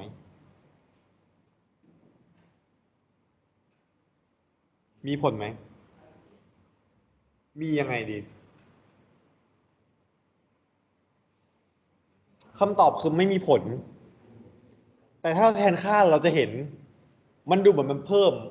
ค่ามันจะดูเหมือนเพิ่มขึ้นเรื่อยๆแต่ความเป็นจริงแล้วมันเพิ่มแต่ระยะทางสมมติ ตอนแรกมันเป็น1ไป100สักพักมันจาก100ไปแค่199มันจะค่อยๆลดลงใช่ปะ198แล้วกันจากเพิ่มทีละ99เป็นเพิ่มทีละ98เพิ่มทีละ97มันจะค่อยๆลดลงอย่างนี้ แต่ในอัตราส่วนที่น้อยจนเราแบบคิดว่ามันอาจจะเพิ่มหรือเปล่าความจริงคือมันลดค่อยๆลดอยู่พอไปถึงจุดๆหนึ่งปุ๊บมันจะคงที่มันเลยเป็นรูเข้าโอเคนะข้อนี้มีใครสงสัยตรงไหนไหมมีใครสงสัยไหมข้อนี้ ไม่มีนะ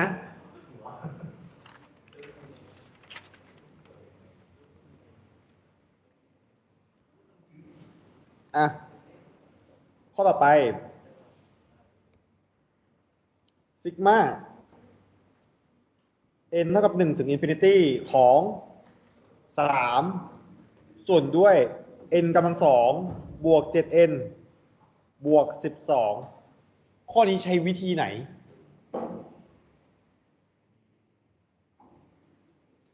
5 วิธีใช้วิธีไหน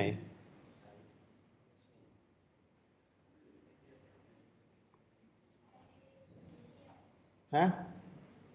เปรียบเทียบทำไมถึงใช้เปรียบเทียบ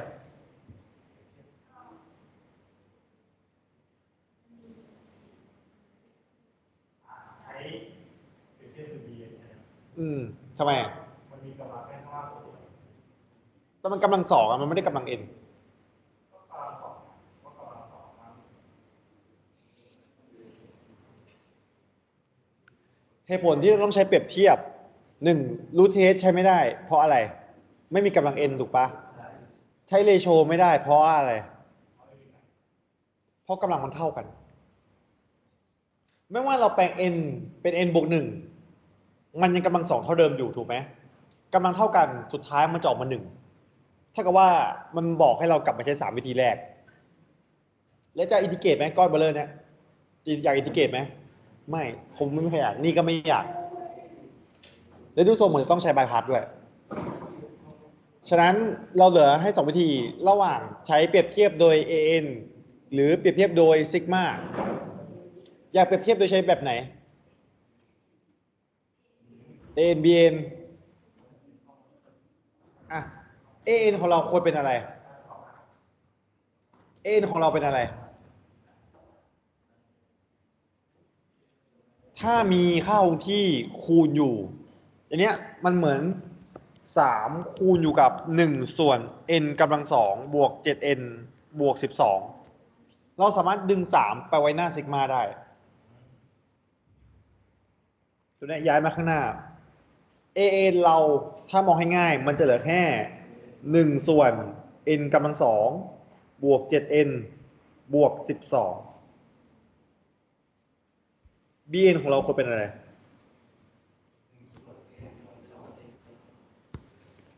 1 ส่วน n กำลัง 2มีใครไม่เข้าใจตรงนี้ไหมหรืออยากทำให้ดูไหมมีใครอยากทำให้ดูไหมตรงนี้หรือว่าทำได้ มีใครไม่งงไหมงั้นจะทำให้ดู เราจะไล่จาก an ไป bn ว่าทำยังไง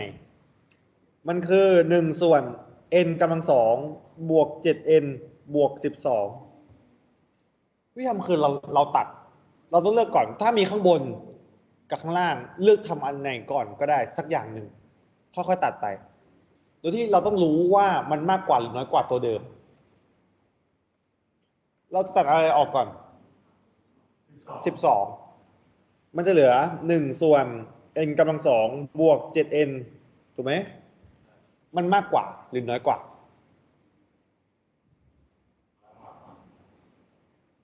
ใช่เหรอทำไมถึงมากกว่า สรุปมากกว่าหรือน้อยกว่า ส่วนอันไหนมากกว่า ระหว่างซ้ายกับขวา อันไหนมากกว่า ส่วนด้านล่างซ้ายมากกว่าถูกปะอะไรก็ตามส่วนมากกว่า ข้างบนเท่ากัน มันต้องน้อยกว่า ระหว่าง1 ส่วน 2กับ1 ส่วน 4อะไรมากกว่า แต่เลขด้านล่างมากน้อยกว่าถูกปะอันนี้เลขอันไหนน้อยกว่า ขวาน้อยกว่า เพราะว่าขวาต้องมากกว่า แล้วทำให้มันมากกว่าต่อไปถูกปะ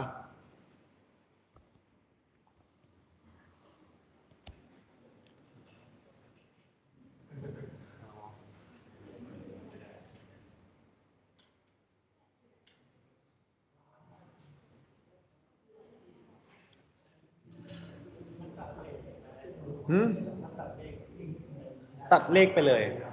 bn คือตัวที่เราสมมุติขึ้นมา bn โจทย์ไม่ได้ให้กรุณาสร้างขึ้นเองนะตัดอะไรออกไปต่ออีกตัด 7n 1 ส่วน n กำลัง 2เหลืออะไรควรจะตัดอีกไหมไม่ควรเหลือแค่นี้นี่คือ bn ของเราจะตัดไปทีละส่วนถ้าตัดล่างก็ตัดล่างไปเลยยาวๆโอเคปะเลือกฝั่งใดฝั่งหนึ่งตัดโอเคนะตอนนี้เรารู้แล้วอะไรใหญ่กว่ากัน bn ใช้เป็นซิกมานะซิกมา bn ใหญ่กว่าซิกมา an เพราะอะไรกลับมาดู ถ้าเราจะเปรียบเทียบเขาหมายถึงซิกมาถูกไหมถ้า an กับ bn อย่างเดียวเขาต้องการแค่มันเป็นบวกถูกปะเขาไม่ต้องการว่ามันมากกว่าหรือน้อยกว่ากันถูกไหมแต่สิ่งที่เขาต้องการคือซิกมา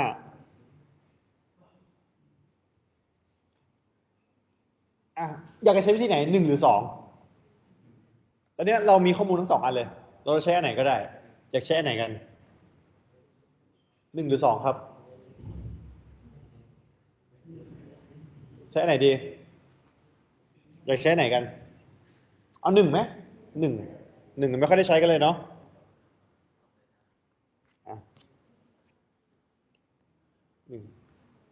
ซิกมา bn มากกว่าเท่ากับซิกมา an ซิกมา bn ลูกเข้าหรือลูกออก bn ของเราก็คือ1 ส่วน n กำลัง 2ถูกไหมอันนี้เราจะเรียกว่าอนุกรม p ซิกมา1 ส่วน n กำลัง 2 p ของเราน้อยกว่า0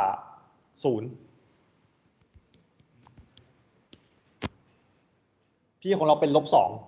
งงไหมมันมีคำว่าอนุกรม p กับอนุกรม-p อนุกรม-pเนี่ยมันก็ความหมายเดียวกันแต่แค่ว่ามันจะเป็นเครื่องหมายตรงข้าม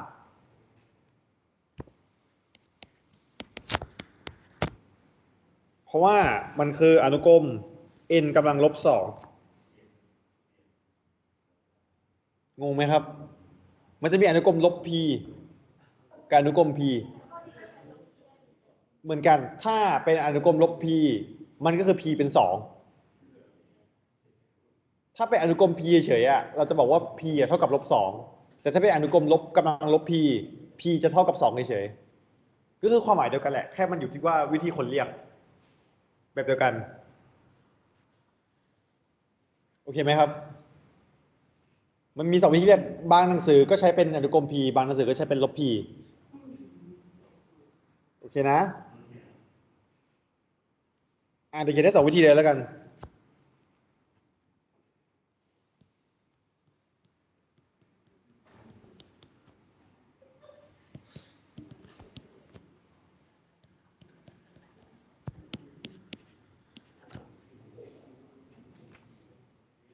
โอเคไหม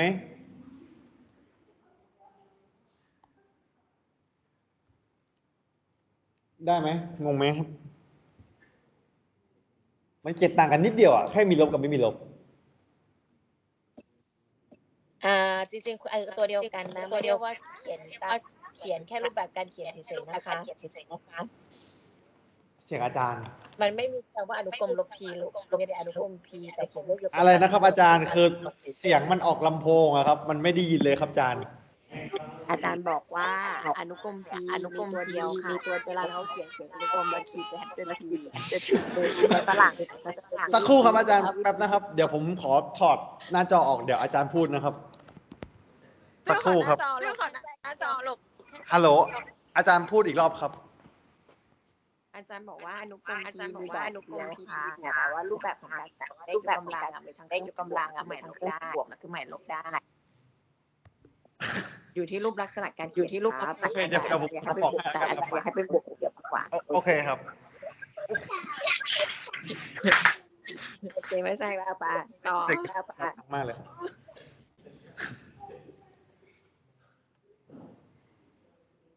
โอเคขึ้นละอ่ะก็คือที่อาจารย์บอกก็คืองั้นเราลบใหม่ลบไปก่อนมันมีแบบเดียวเราใช้แบบเดียวไปเลยแล้วกันแบบเดียวนะก็คืออนุกรม p เฉยๆถ้า p น้อยกว่า0เป็น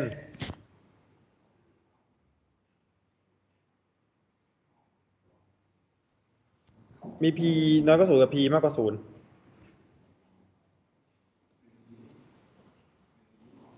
งั้น p มากกว่า0เป็นผู้ผิดถูกละ p มากกว่า0เป็นรูออกถ้า p น้อยกว่า0เป็นยกเว้นไหม p น้อยกว่า0ถ้าเป็น1ส่วน n กำลังลบ1เป็นรูเข้าหรือรูออก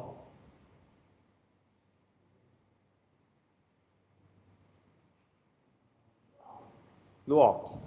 แล้วถ้าเป็น1ส่วน n กำลัง1รูเข้าหรือรูออกเข้าหรือออก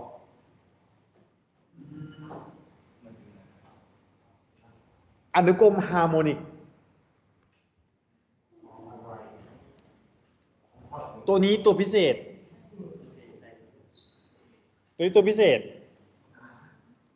ลู่ออกเสมอมันดูเหมือนจะลู่เข้าลู่ออก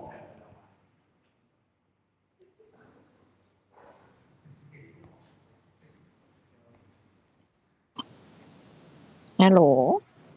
ครับ ได้ยินเสียงอาจารย์ไหมคะ อะไรนะครับ ได้ยินเสียงอาจารย์ไหมคะ มันไม่อะไรนะครับ ได้ยินเสียงอาจารย์ไหม อาจารย์พิมพ์แชทส่งมาให้ผมได้ไหมครับ พิมพ์แชทไปแล้วเธอไม่เห็นเหรอ มันไม่ขึ้นอาจารย์สักครู่นะครับไหนมากกว่า1จำผิดมากกว่า1ถึงว่ามันถูกใจ1จำผิดเบอร์ละ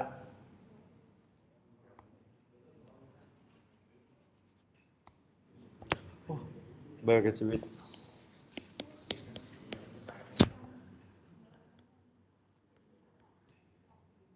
หืมใช่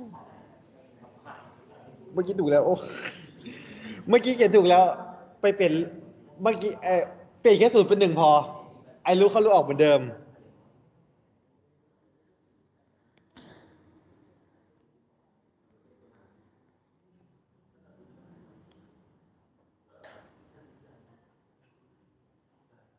เมื่อกี้เขียนว่าอะไรไปนะ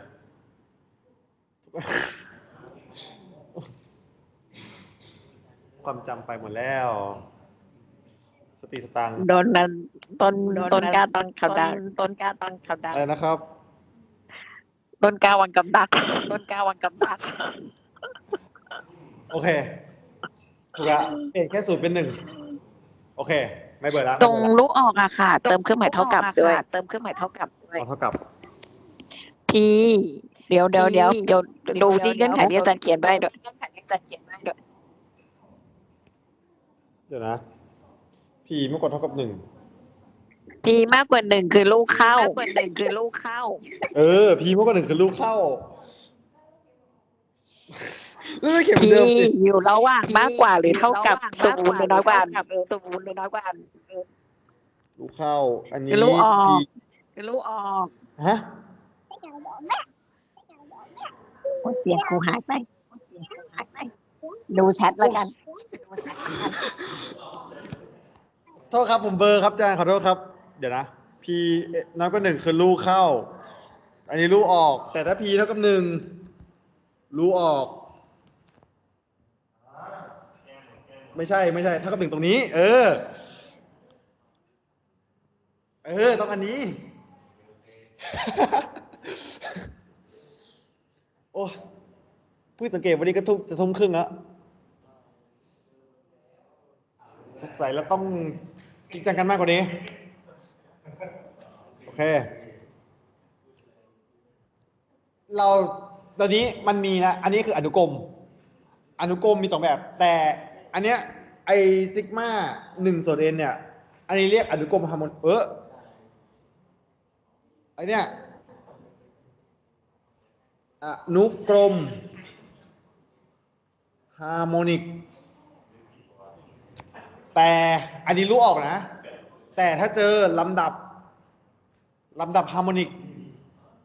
อันนี้ลำดับฮาร์โมนิก เมื่อกี้อนุกรมฮาร์โมนิกเป็นรู้ออก อนุกรมรู้ออก แต่ถ้าเจอลำดับฮาร์โมนิกเป็นลำดับรู้เข้า ไม่เหมือนกันนะ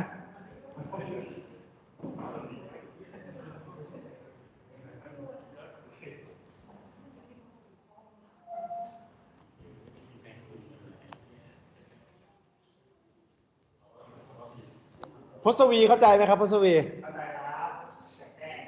ไม่เหมือนกันนะ1/n คืออนุกรมรู้ออกลำดับ1/n คือลำดับรู้เข้ายังไง1/1ไป1/2ไป1/3มันลดลงเรื่อยๆเห็นปะ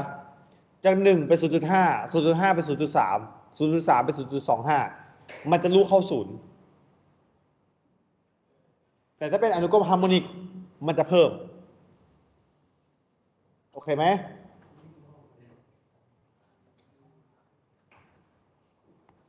โอเคนะ อ่ะ สรุปแล้วซิกมา1/nของเราเป็นรู้เข้าหรือรู้ออกซิกมา1/nกำลัง2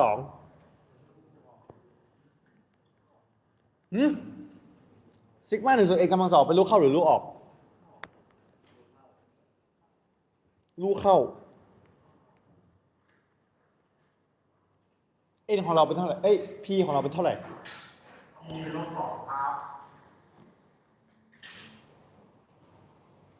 เดี๋ยวเองกับไม่ถูกอะเมื่อกี้เหมือนได้ยินเสียงใครสักคนจากลำโพง ใช่ ไม่ใช่เสียงอาจารย์ ไม่รู้ว่าเสียงใครไม่รู้ว่าแถวๆเนี้ย ไม่มีใช่ไหม ก็เมื่อกี้ก็สะดุ้งไงก็ตกใจหมดเลยว่าแบบเอ๊ะคีย์เท่ากับ-2น้อยกว่า1เป็นรู้เข้านะ โอเคแปลว่าซิกมาบีเอ็นของเรา เป็นอะไรซิกมาบีเอ็นเป็น เป็นอนุกรมฮาร์โมนิก อนุกรมรู้เข้า อนุกรมรู้เข้าใช่ไหมอ่ะ BN ใหญ่กว่า AN ถ้าทั้งหมดรู้เข้า ข้างในตัวเล็กต้องรู้เข้าด้วยไหม แปลว่าซิกมา AN เป็นอนุกรม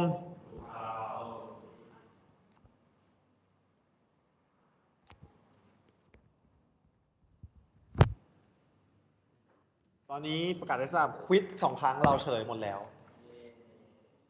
เหลือโจทย์อีก4 ข้อเหลือโจทย์4 ข้อนะ4 ข้อสุดท้ายแล้ว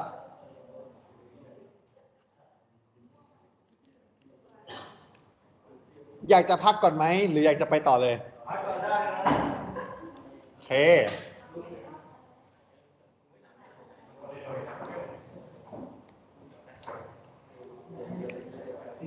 เมื่อกี้เราไปอนุกรมธรรมดาถูกปะต่อไป2 เรื่องนี้จะเป็นเรื่องที่ใหญ่กว่าเมื่อกี้คืออนุกรมกำลังกับอนุกรมสลับ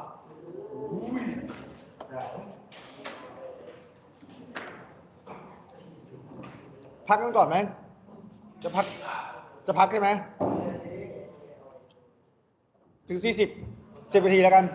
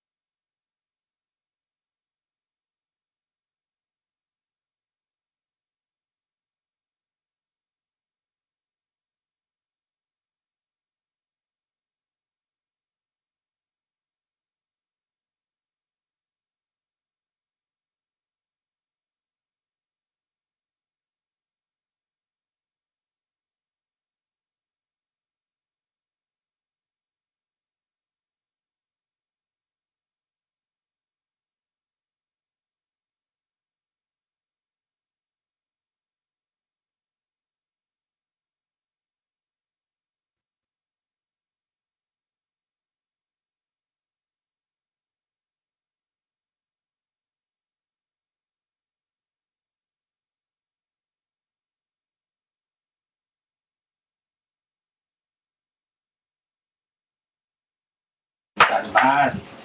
รบกวนดูแชทด้วยครับ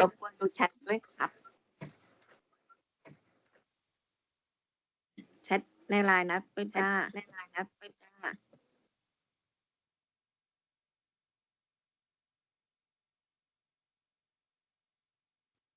ต่อไปเป็นอนุกรมสลับกับอนุกรมกำลังสุดท้ายแล้วครับ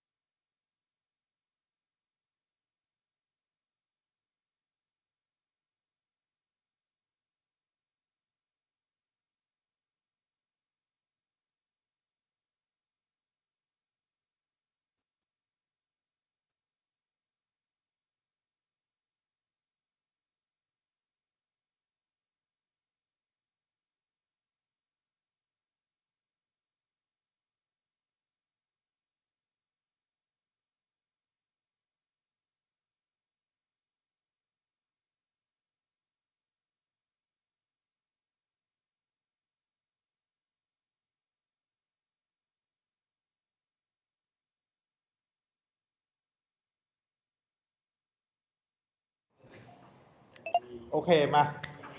โอ้โหตรงเวลาพอดีเป๊ะเด็กดีจริงๆไอ้นัทไปกินข้าวกันมาไปกินข้าวกันมาเหรอทันเยอะยังไงเนี่ย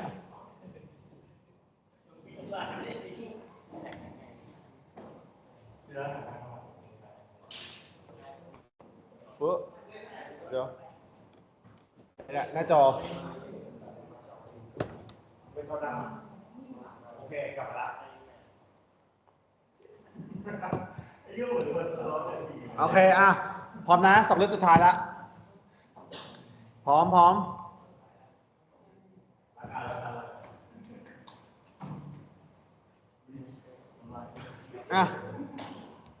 เรื่องนี้จะยากนะ พร้อมนะเราจะมาขึ้นพศวีพร้อมยังครับ อันนี้อนุกรมสลับ อนุกรมสลับแปลว่าอะไร ให้เรานึกภาพ อยู่ดีๆมันเป็นบวกสับลบบวกสับลบสับไปมา มันจะสับเป็นอย่างเงี้ย อันนี้เราเรียกอนุกรมสลับ เช่น-1 2 -3 4 -5 เห็นไหม มันสลับกัน เก็ตไหม อันนี้คืออนุกรมสลับเดี๋ยวคิดติดเอาไว้อย่างนี้กันแล้วกัน อนุกรมสลับส่วนใหญ่อะไร-5ส่วนใหญ่เครื่องหมายของอนุกรมสลับก็คือซิกมา-1 ยกกำลัง n หรือบางครั้งก็จะเป็น n บวก 1แล้วก็จะมีฟังก์ชัน1 n ถ้าโจทย์เขาไม่ได้ให้มาแบบนี้เราควรจะทำให้มันเป็นแบบนี้แต่ถ้า-1ไม่ติดกำลังมันก็ไม่ใช่อนุกรมสลับอาจจะเป็นอนุกรมทั่วไปเลยก็ได้โอเคไหมโอเคนะมันจะอยู่ในรูปนี้นี่คือรูปของอนุกรมกำลังโดยทั่วไปวิธีทำเราเข้าวิธีทำเลยนะมันจะเหมือนอนุกรมความหมายมันไม่มีอะไรมากกว่านี้ละเราจะมี3 ขั้นตอนให้เราทำด้วยกันก็คือขั้นตอนที่1ขั้นตอนที่1นะ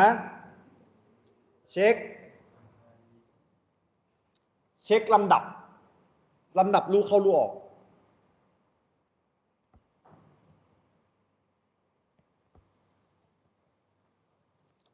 ของอะไรของ AN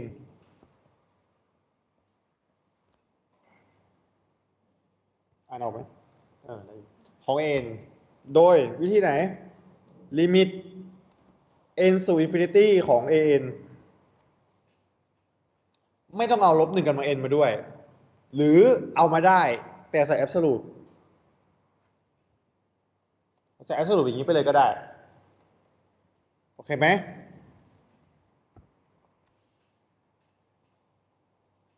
เช็คเหมือนเดิมโอเคนะขั้นตอนที่2เจออนุกรมสลับต้องทำ2 ขั้นนี้เสมอต้องทำทั้ง2 ขั้นนี้ก่อนนะเสมอนะก็คือเช็คลำดับลดลำดับเพิ่ม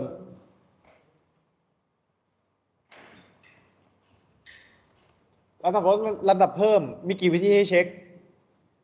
จำได้ไหมมีกี่วิธี3 วิธีอัตราส่วนผลต่างแล้วก็ดิฟ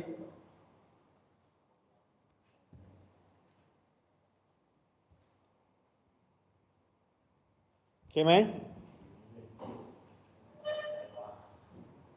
ถ้าอันนี้ถ้าเป็นลดแล้วอันนี้วิดถ้าเป็นลูกเข้าลำดับลูกเข้า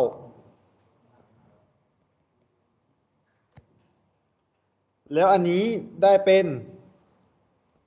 ลำดับลด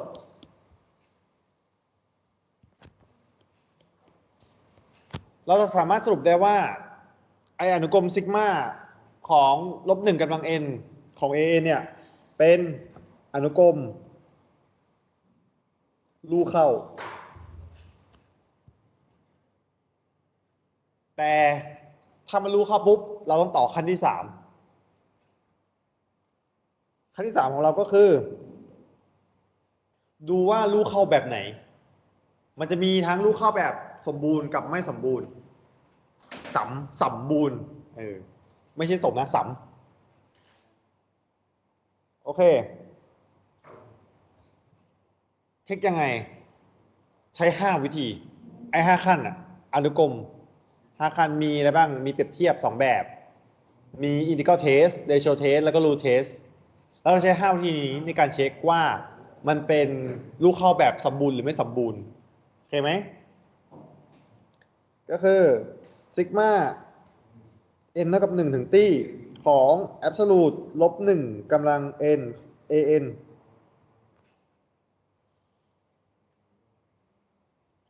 ถ้าเป็นลูกเข้าก็จะเป็นลูกเข้าสมบูรณ์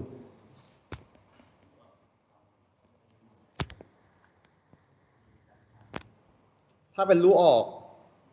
ก็จะลูกเข้าแบบไม่สมบูรณ์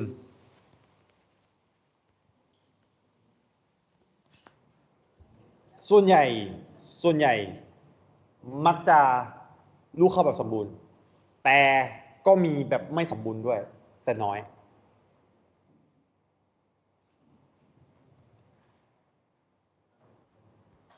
ถามว่าเช่นอะไรไหมเช่นอนุกรมฮาร์โมนิก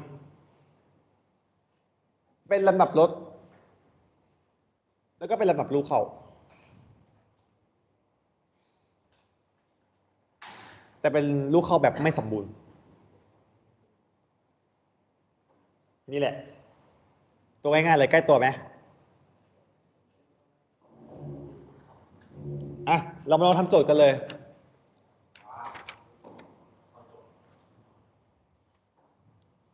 สมมุติให้ซิกมา n เท่ากับ1ถึงตี้ของลบ3กำลัง n ส่วนด้วย2บวก 2n บวก9ทั้งหมดกำลัง n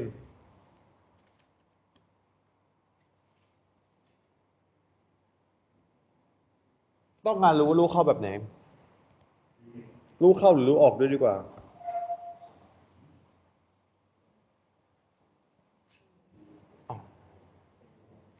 หามาก่อนอันดับแรกเลย an เราคืออะไร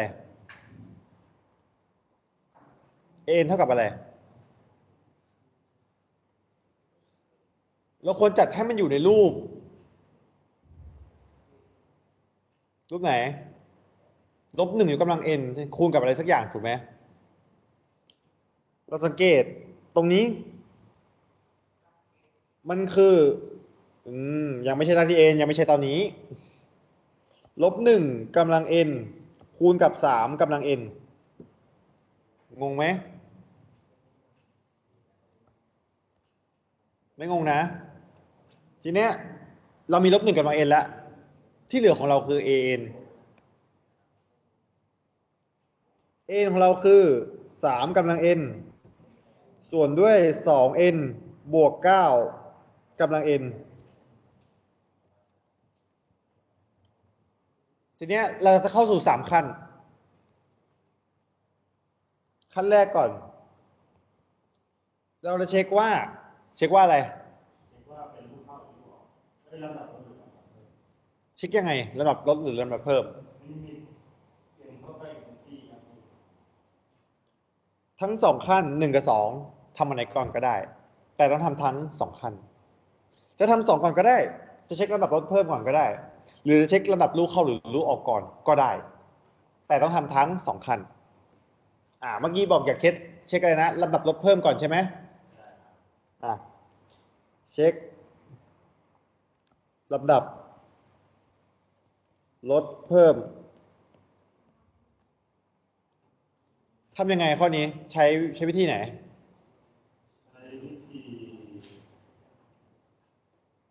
ต้องใช้อัตราส่วนทีนะ an บวก1ส่วน an เท่ากับ n ของเราเป็น 3n บวก1หาร2วงเล็บ n บวก1บวก9ทั้งหมดยกกำลัง n บวก1 an ของเราเหมือนเดิม3กำลัง n ส่วนด้วย 2n บวก9ทั้งหมดยกกำลัง n ตัดนะจะเหลือ 2n บวก9กำลัง n หารด้วย 2n บวก 11 ยกกำลัง n บวก 1 มากกว่า 1 หรือน้อยกว่า 1 มากกว่า 1 หรือน้อยกว่า 1ทำไมมากกว่า 1 ข้างล่างกำลัง n บวก 1 ข้างบนกำลังแค่ n น้อยกว่าหรือมากกว่า 1 น้อยกว่า 1 นะ เป็นลำดับลด ต่อไปเช็คลำดับลูกเข้าลูกออกนะ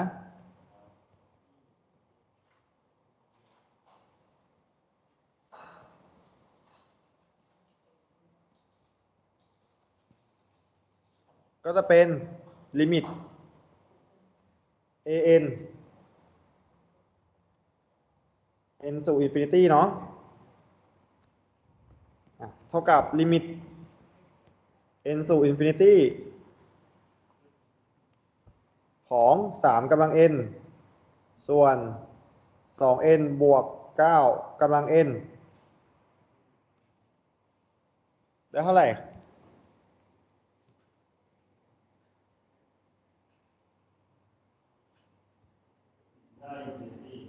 จริงหรือเปล่ากำลัง n เหมือนกัน อยู่ที่ไหน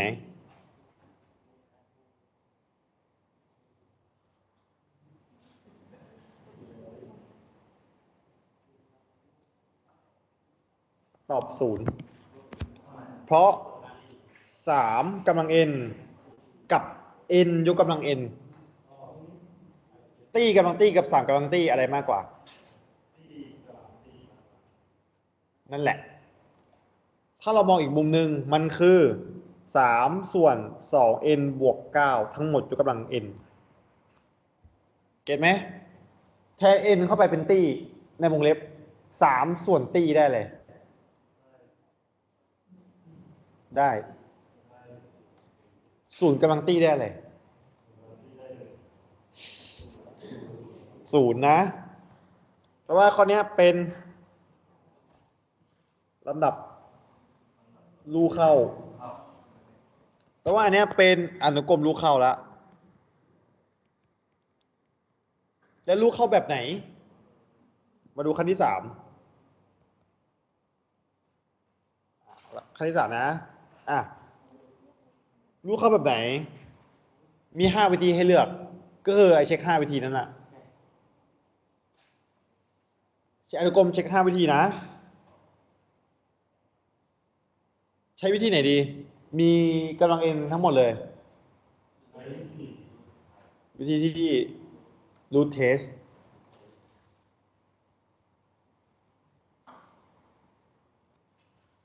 ก็จะเป็น an เท่ากับเหมือนเดิมเนาะตัวเดิมขอไม่เขียนแล้วกันนะ ลิมิต n สู่ infinity an ยกกำลัง1ส่วน n เหลือลิมิตของ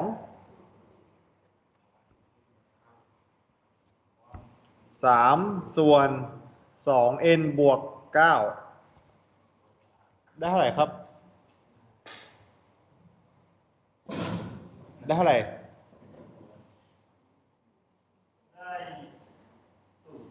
ได้0น้อยกว่า 1ถูกไหมเป็นอะไรรู้เข้ารู้ออก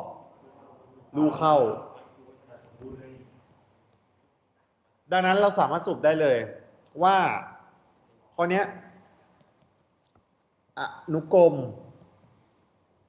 รู้เข้าสมบูรณ์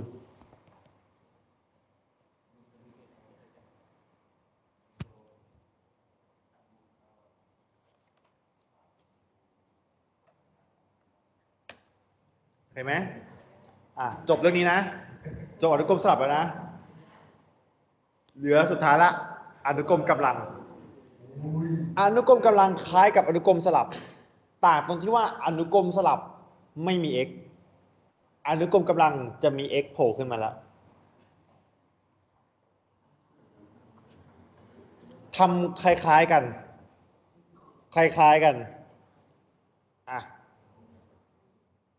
จะอธิบายจากโจทย์เลยนะเพราะมันคล้ายกันมากมันต่างกันนิดเดียวคือมันมี x โผล่ขึ้นมา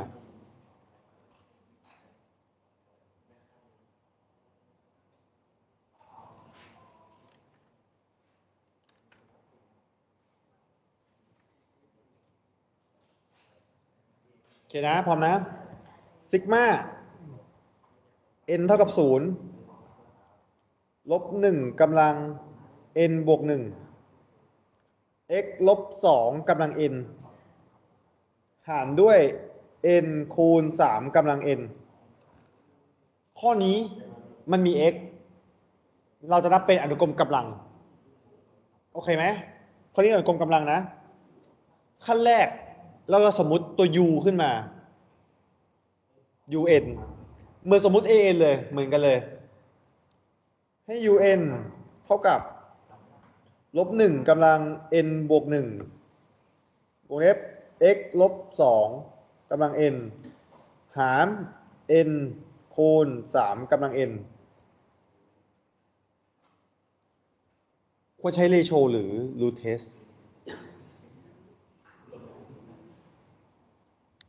ข้อนี้ใช้รูทเทสไม่ได้เพราะ n ไม่ได้กำลัง n ใช้เรโชฉะนั้นขั้นแรกเลยนะมักส่วนใหญ่ขั้นแรกเนี่ยเลือกเอาเลยส่วนใหญ่ไม่รูทเทสก็เรโชอ่ะมันต้องสักอย่างหนึ่งใช่เราจะบังคับมันจะบีบเหลืออยู่ขั้น2 ยกเว้นไม่เคยเจอนะถ้ามีนอกจากนี้ส่วนใหญ่ก็รูทเทสกับเรโชก็ออกหมดละ n สู่อินฟินิตี้ un บวก1หารด้วย un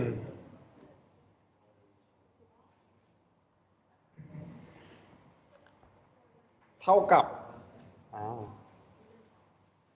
แทนกลับเข้าไปนะลิมิตลบ1กำลัง n บวก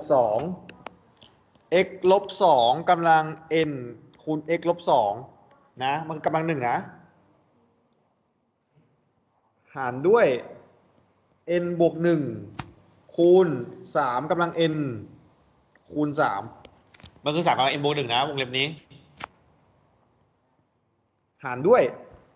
ลบ1กำลัง n บวก1คูณ x ลบ2กำลัง n หารด้วย n คูณ3กำลัง n ตัดได้เนาะเดี๋ยวลืมปึ๊บปิดนะตัดปึ๊บอันนี้ก็ตัดกันได้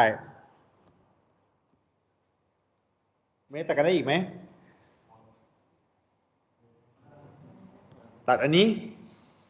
เหลือลบ1จะได้เป็นลิมิต n สู่อินฟินิตี้ของลบ1 x ลบ x กำลังx ลบ2คูณด้วย n ส่วนด้วย n บวก1ข้อนี้เราลิมิต n สู่อินฟินิตี้ถูกปะ x เกี่ยวไหม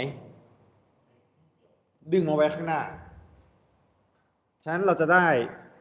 absolute x ลบ2ลิมิต n สู่อินฟินิตี้ของ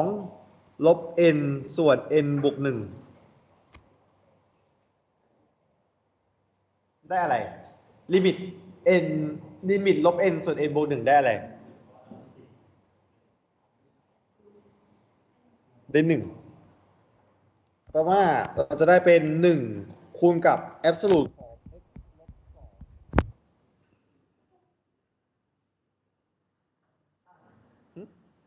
มันมีอะไรหายไปหรือเปล่านะ3หายตอนนี้มี3ด้วยลืมเอา3มาก็ดึง3ไว้ข้างหน้าได้เหมือนกันเพราะ3ไปเข้าคงที่จะเป็น1 ส่วน 3ตรงนี้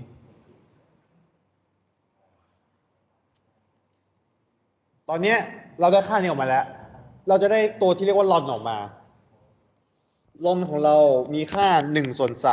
3ฉะนั้นรัศมีการลู่เข้าของเราก็คือ r เท่ากับ1 ส่วนลอนจะเท่ากับ3โอเคไหมตัวนี้ที่เราได้เราจะบอกว่าให้ เราจะไม่รู้นะ แต่ว่ามันมีน้อยกว่า หรือน้อยกว่าเท่ากับ 1ฉะนั้นเราจะมาขึ้นรูปอสมการ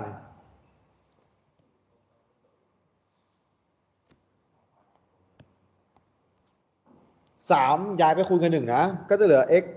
ลบ2ใส่สี่เหลี่ยมไว้ก่อนเพราะเราไม่รู้ว่ามันจะน้อยกว่าหรือมากกว่า1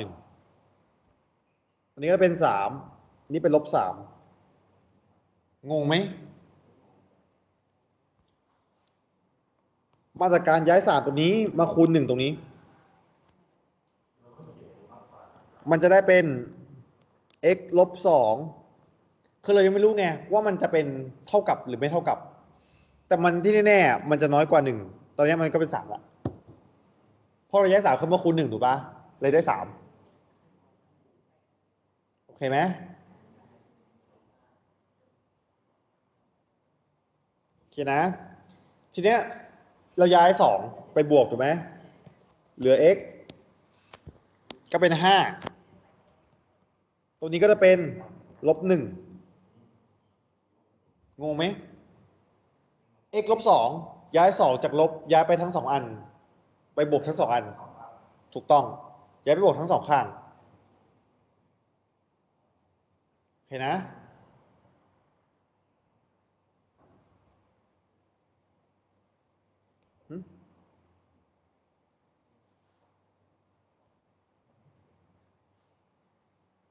โอเคถูกละโอเคทันนะต่อไปเราจะเช็คที่ x เท่ากับลบ1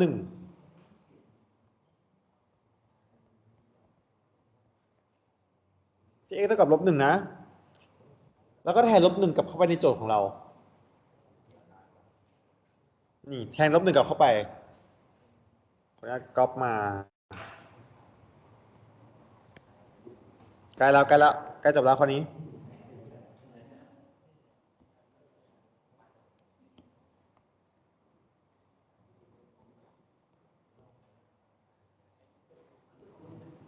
แทนลบ1มาใน x นะก็ลบ x เปลี่ยนเป็นลบ1โอเคไหมก็เป็นซิกมา0ถึงตี้ของก็เป็นลบ1กำลัง n บวก1ลบ3กำลัง n n คูณ3กำลัง n ทันไหม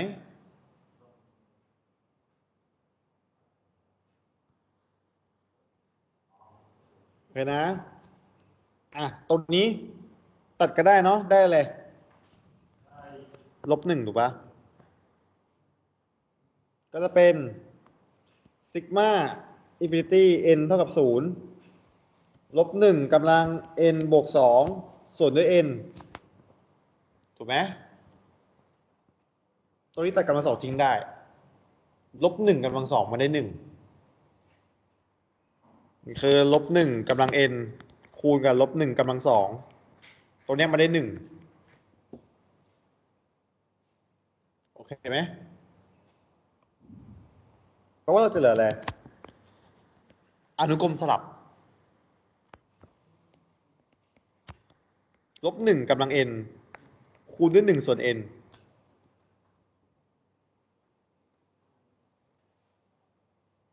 ทำอนุกรมสลับได้ไหมเมื่อกี้เพิ่งทำไปนี่3ขั้น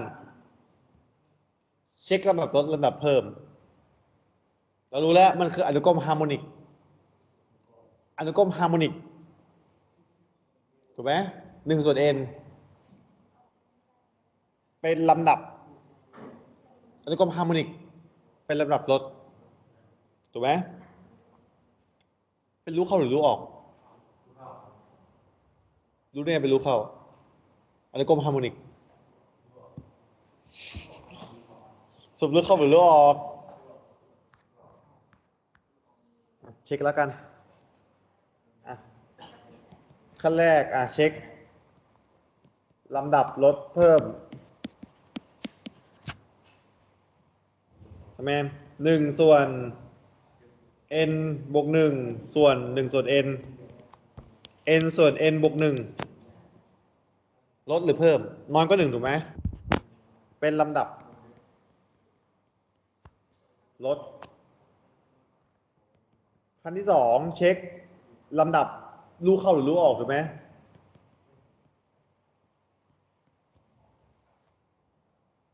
ทำไงลิมิต n สู่ infinity ของ1ส่วน n ได้เท่าไหร่ครับได้0เป็นรูเข้า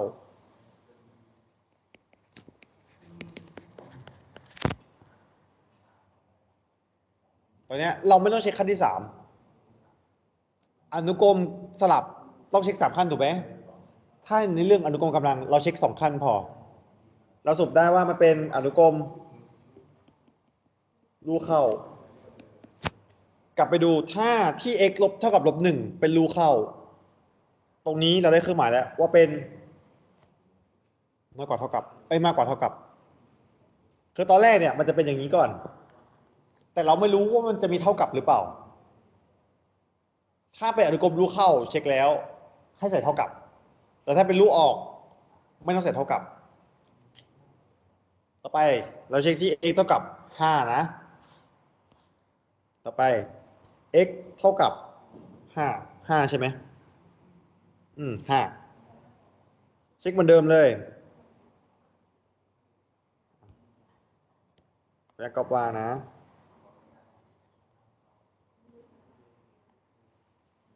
x เป็น5ตัวนี้ก็ตัดกันได้เนาะ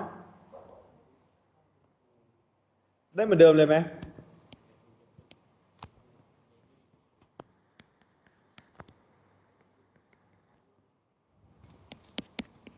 เหมือนเดิมเลยไหมใช่ไหมอันนี้มันก็คืออนุกรมสลับอนุกรมฮาร์โมนิกสลับเหมือนเดิมเลยฉะนั้นจากเมื่อกี้เราคิดแล้วเนาะว่ามันเป็นรูเข้าถูกปะแล้วก็บอกได้ว่าอันเนี้ยรูเข้าอนุกรมรูเข้าฉะนั้นตรงนี้ก็จะเป็นน้อยกว่าเท่ากับงงไหมไม่งงนะสุดท้ายละสรุปข้อสุดท้ายดังนั้นช่วงการรูเข้าคือช่วงปิดของ-1ถึง5ช่วงปิดมีรัศมีรูเข้ารัศมีรูเข้าของเราคือ1ส่วนลอนถูกไหมเป็น3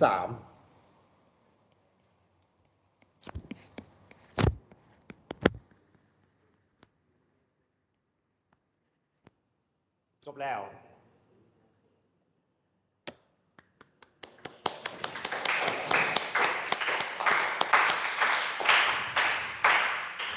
2:10 นาทีพอดีเดี๋ยวส่งไฟล์ให้เดี๋ยวแอร์ดรอปให้เลย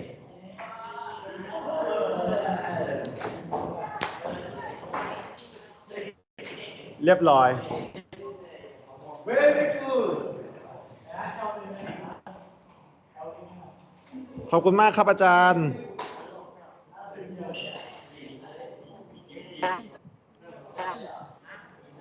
อาจารย์พูด